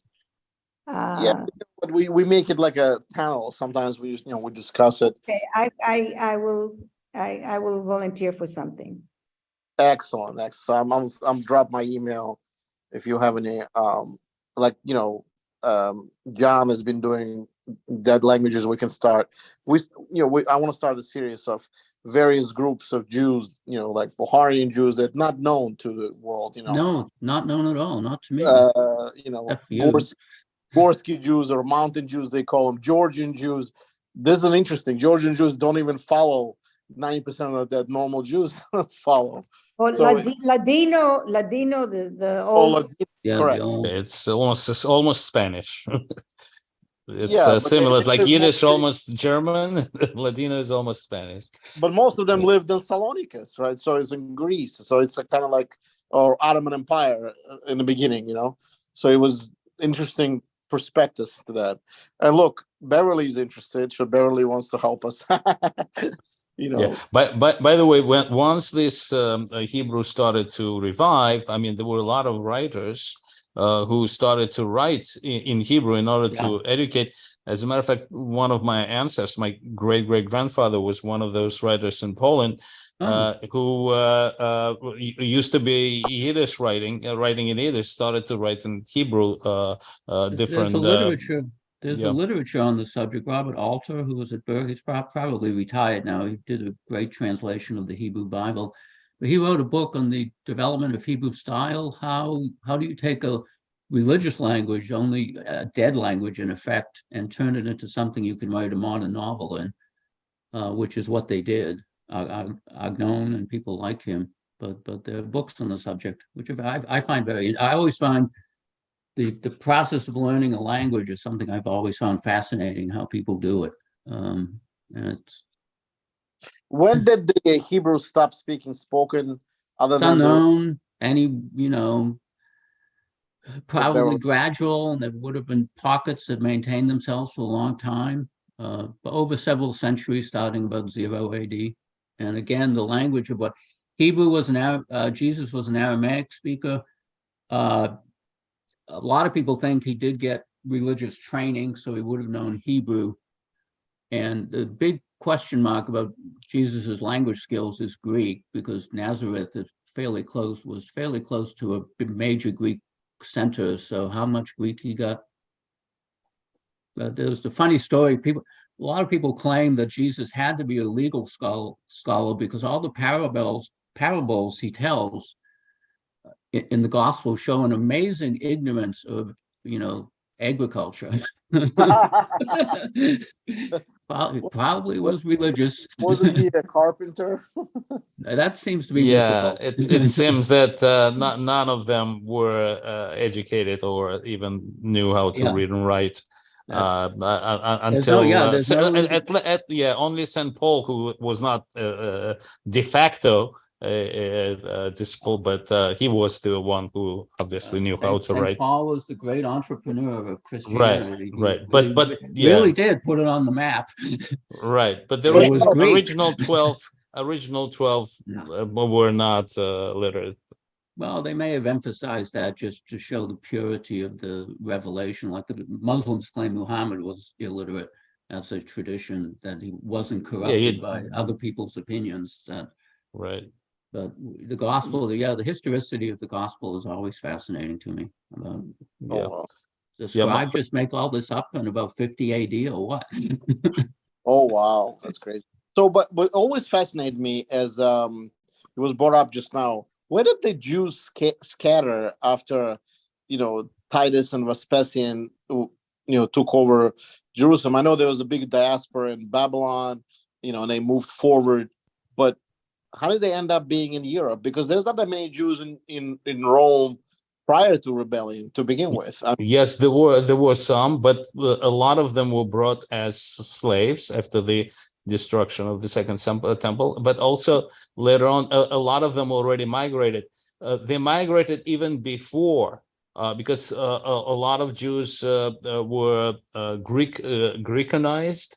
And they started to spread. But as we said, there was a huge community in Alexandria. And in Rome, there were a lot. So the origin of Ashkenazi Jews, the most kind of accepted nowadays, it goes to the 10th century migration of a few families out of the northern Italy, Jewish families out of the northern Italy into the some of the Germanic states. And supposedly they didn't have enough women. They took some of the German women, converted them, and the bulk of the Ashkenazi Jews originate from kind of a bottleneck of about 10th century AD. Yeah, because around the time of Al-Andalus, when Berbers and Umayyads took over Spain, they said that it was golden era of Judaic golden era. They said out of 10 Jews, if you count the 10 Jews, 8 of them were Sephardic, and only 2 would be Ashkenazi. They were considered, at the time, obviously. At the time, now it's vice versa. Correct. Like. Right, exactly. They show that Jews, like Phoenicians, had trading posts all over the Mediterranean, even before the destruction of the temple. And that's correct. Afterwards, the main migration was when the king of England banished the Jews to the east, and France then in the 1275 and 1290, when they confiscated all their property and they sent them, and luckily for the Jews, the King of Poland accepted them. And during the Crusaders, the Jews in Mainz and in German, there was no Germany at that time, but all these kingdoms, they were also being hurt by the Crusaders. So they left for the East. So that's how the majority of Jews in the 20th century ended in the East. Yeah, I read Niall Ferguson's book on the Rothschilds, and basically the Jews invented international finance because they had family members across Europe. This is in the early modern period, and they were the only people they could do this because they were family connections. They trusted the people on the other end, and nobody else could move money like that. That's why medieval kings went to them all the time because medieval European kings were always underfunded. The same was Iraqi families, Kaduris, Sassoons, all Iraq, in India, Singapore, Indonesia, Hong Kong, China, they all Shanghai. Shanghai. I read the book, Shanghai, you know. The Last King of Shanghai. The Right. same Yeah. thing happened there, but also Jews had no they could lend money at interest, and apparently the Christian Right, Yeah, could not. that's- But the most of the expulsions by the Christian kings were related that they owed too much money to yeah, Jews, that's the- and they just didn't want to pay, and that was the easiest way out. And I just wanted to mention that what Eliana mentioned, in the 14th century, the Polish king Casimir III, the Great, he is the one who invited Jews, gave them privileges, and gave them protection from anti-Semitism, and that's how the many big chunk of Ashkenazi Jews at the time ended up moving to Poland, and since Ukraine was and Belarus was part of the Poland, they settled there. And that kind of movement to the east. Right, and then there was the famous Solomon the Magnificent that invited Jews and Mehmed of Ottoman Empire to live in Istanbul and live in Salonikis, Sephardic Jews, because Spain of Spanish Inquisition, and then his famous words were, "What a stupid Spanish king let his smartest citizens to leave." Something like that. I don't exactly know the words, but but that's how they didn't want Christians to be settling in Istanbul, and Jews brought a lot of the know-how when it comes to finances, and so yeah, it's all very interesting. I mean, it goes back a long way. I mean, the Egyptian pharaoh had his Joseph, and Richard Nixon had his Kissinger. yeah, It's really very interesting. Well, and Germany had Fisher, if you remember. Yes. He was very famous as well. So and that's commemorate the fact that there's a 60,000 Jews living in Germany right now. So it's most of them are Russian Jews who went to Right. or Israelis. A lot of Israelis, because apartments were much cheaper, and right. And a lot of Israelis in Berlin. Yeah. Okay. Yeah, and it's correct. I mean, most of the It was Soviet. very interesting, John. I really appreciate your work. And Yeah. Well, I've been studying these things for years. So Yeah. John, what are we doing next? I would do Aramaic, but I don't know. There isn't much to say about it. Hebrew is a major cultural language up there with Greek and Latin.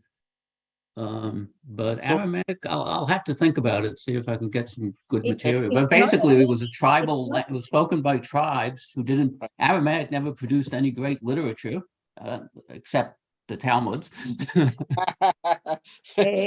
I can even understand it, in the Haggadah, when that's Aramaic.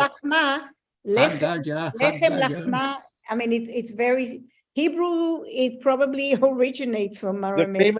The famous Kaddish is written in Aramaic. That's why it's such a trouble every year. I have to commemorate my dad, and I have to read it. And several rabbis always read it differently, and it's like a stressful time when you just learn it, because when you just say it in a normal prayer, you don't have to be. This is exact. Have to be exact.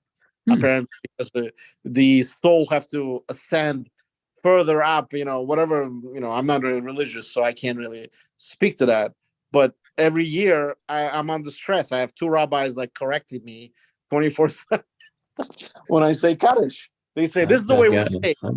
Why are they saying one way? Ashkenazi say another way, and then it's an old language that it's virtually impossible. Well, one thing I should say, it's a collection of dialects. There's lots of different kinds of Aramaic, and it was the dominant language before Arabic in the Middle East. It was fairly uniform then, but the Aramaic it's spoken in some Syrian villages, and maybe some Lebanese, I forget, but it's drastically different from ancient Aramaic, what you find in the book of Daniel, for example. But it's not the same. They're both Hebrew and Arabic descended from Proto-Canaanite. They're sister languages, sibling languages, if you prefer. Right. But Yeah, Aramaic did become. Aramaic is interesting because it was never imposed on anybody. There was the kingdom of Aram sort of in between Canaan and Mesopotamia or Acadia. So it wasn't, there weren't a lot of Aramaeans, but I guess they were major traders. They were go-betweens. So when everybody else needed Correct. a lingua franca, and probably people didn't want to speak the language of the other major power, so everybody could agree on using Aramaic as a lingua franca. That was the common language, even though it wasn't I a think powerful state or nation Aramaic, state. yeah, Aramaic languages made it a long ways along the Silk Road, I know. No. So I guess they were it's a little bit like Swahili in Africa. The Swahili tribe is not very powerful, but they were the traders. So that became the lingua franca in East Africa. I don't know the specifics very well. For some reason, the Achaemenids adopted it as their chancery language, the official language, which is rather odd. I think they just felt it made things easier.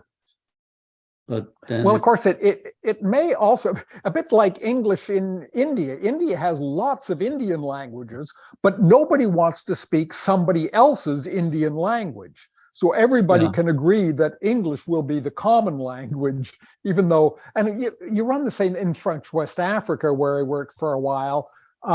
Nobody wanted to speak any other tribal language, so they could all agree to speak their second language. So everybody spoke in non-fluent French, because that they could agree on. Yeah, the critical step is when the children of the people who speak it as a second language learn it. That's a prime motor in language change, is if you have a situation where a group of people pick up a second language for trade purposes or whatever to communicate with their counterparts, it's what happens in the second generation of people learning it natively. Because those children will take all the mistakes their parents make or their community makes and think it's good. And that's how you get language change. I mean, things that were wrong in one language become good in the children's language, version of the language, I should say. It's very interesting. But, all developed languages are the result of people speaking badly to some extent.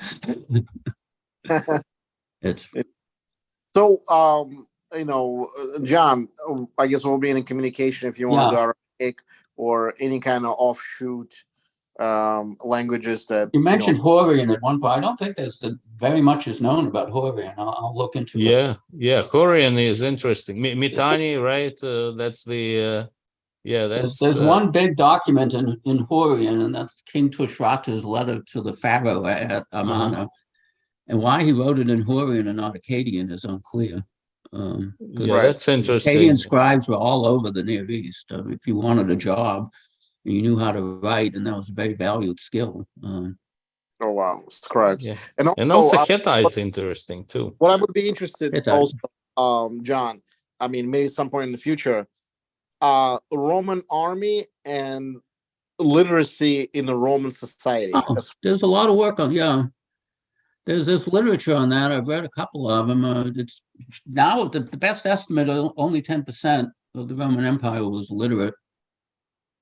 It was a very rarefied skill. And there's an amusing book on the subject on this whole, but people who write letters, and these exist, who don't have a very good command of Latin, but you can, they don't know this verb form. They just make mistakes all over the place, but that stuff exists. So the estimate is 10% now. At what time? I forget really. I'd have to go look. Yeah, because they said that at some point when Western Roman Empire collapsed, the Eastern Roman Empire, even the shepherd in Byzantium was more literate than any person in the Western. Well, Roman education collapsed completely in the West. Right. disappeared. And that's how we got the Romance languages, because people started speaking bad Latin.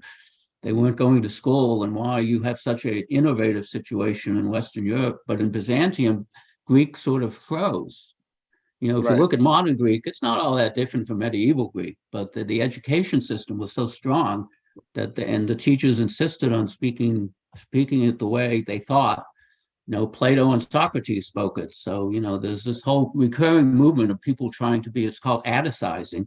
They try to make their Greek, generations of writers tried to make their Greek as much like Attic Greek as they could, which is, as Ralph said, this results in, it freezes things up and languages don't evolve, which that's, and, you know, it's very fascinating. But in the West, education disappeared for a few centuries, and Right. people claimed Latin died at that point.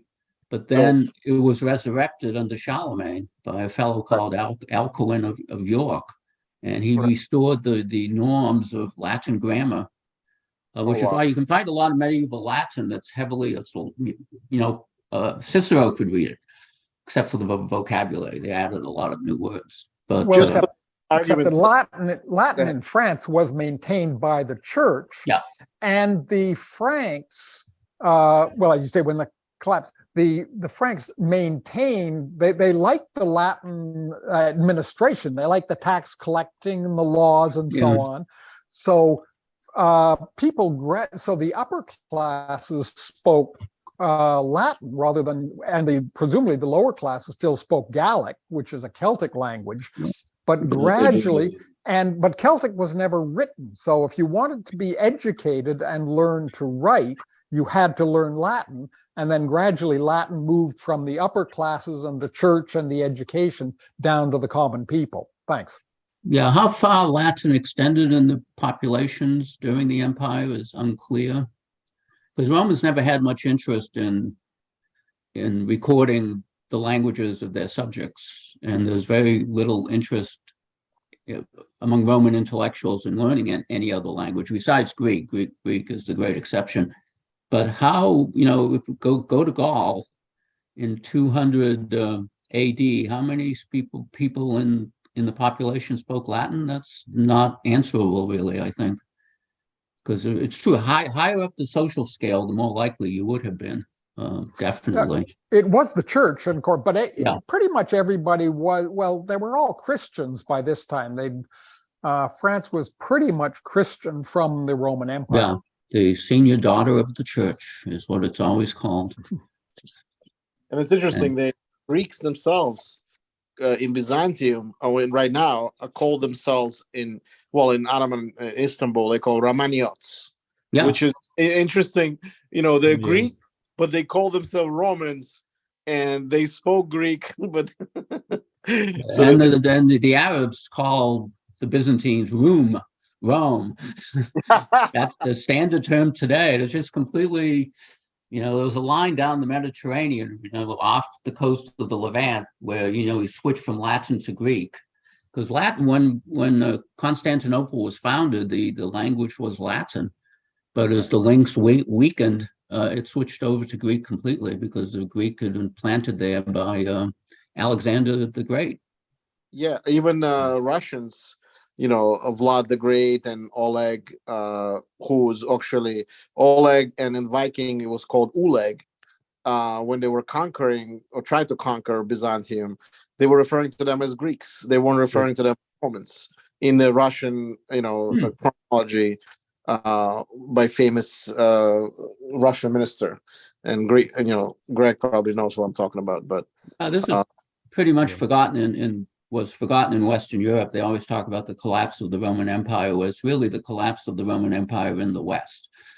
correct. And it really was a collapse. An archaeologist wrote a very interesting book about material conditions just deteriorated drastically after 476. People no longer could have tin roofs. They had to go back to thatched roofs, and the amount of was really interesting to read. The French, you know, the Romans imported wine into what is now France, into Gaul, but the Gaulish aristocracy really loved wine because it's the largest set of, in shipwrecks, they find all these amphorae. The largest number is off the coast of Gaul. So they were knocking back quite a bit. Wow. But that disappeared after the collapse. Long distance trade in the West just went away. And trade of a few hundred miles.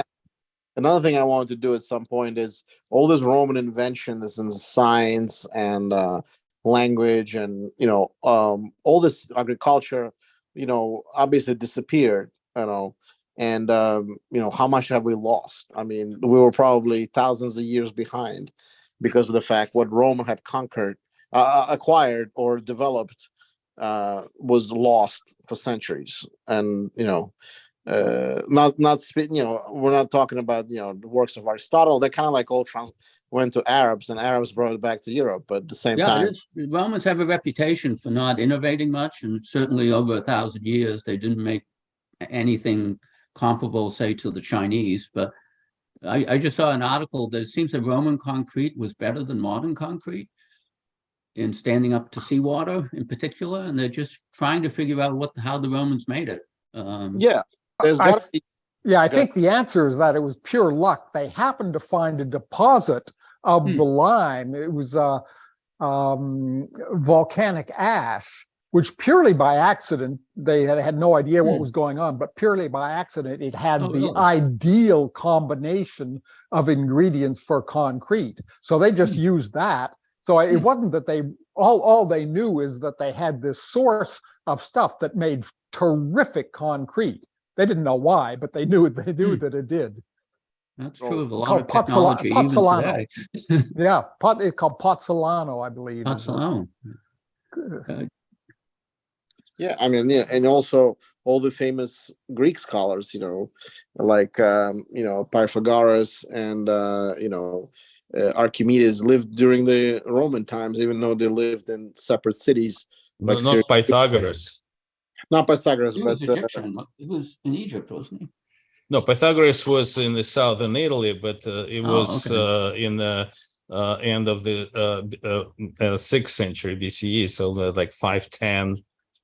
So the Romans were still, around the Rome. They didn't have, they didn't even conquer the Italy. I mean, but Archimedes actually in Syracuse. He died by the hands of Roman soldiers who took Syracuse. There was a siege of Syracuse. I mean, but that was again in the war. Pythagoras, that was Graecia Magna, right? Yep. The Greeks never called themselves Greeks, I believe. It was always Hellenes or something else. Yeah. Greek is a Roman term for them. This was a great discussion, by the way. I enjoyed it thoroughly. Thank you so much, John. And I mainly, one thing you should come away with is that it's all murky back then, particularly linguistically. One thing we know, we don't know anything. And I appreciate it kind of revived this discussion, and then hopefully in a month or two let's do another one, and we always enjoy it. Thank you so much. Thanks everybody for joining today. And if you wanted the recording of this, again, the History of Fitness Investing, that's the website. If you want to donate, appreciate any donation, and just to keep our premium channels going and all that stuff. Believe it or not, our YouTube channel already has 20,000 subscribers. So really? We're growing. Yeah, I'm planning, hopefully by the end of the month, hit 60 or so. We'll see. So and John is going to be very famous. So is everybody else. How do we monetize this? So far I made $100 over 7 months. So it's laughable because I don't unfortunately this group is interested in really obscure subjects. So yeah, I don't think it's very difficult to monetize this because but we enjoy it. It's the most important thing. We enjoy it, and I enjoy it. It takes me away from numbers game every day, and it keeps going from right hemisphere to left hemisphere. So it's good. I like it, and we're honored to have you, John. Thank you so Oh, much. thank you. All right. Thanks a lot, John, and all. Thank you. I'll think about the next topic. Yep. Yeah. Thank Be you, in John. touch in a few days. Yeah, definitely would be interesting. Yeah. Yeah. Thank you. So much. Okay.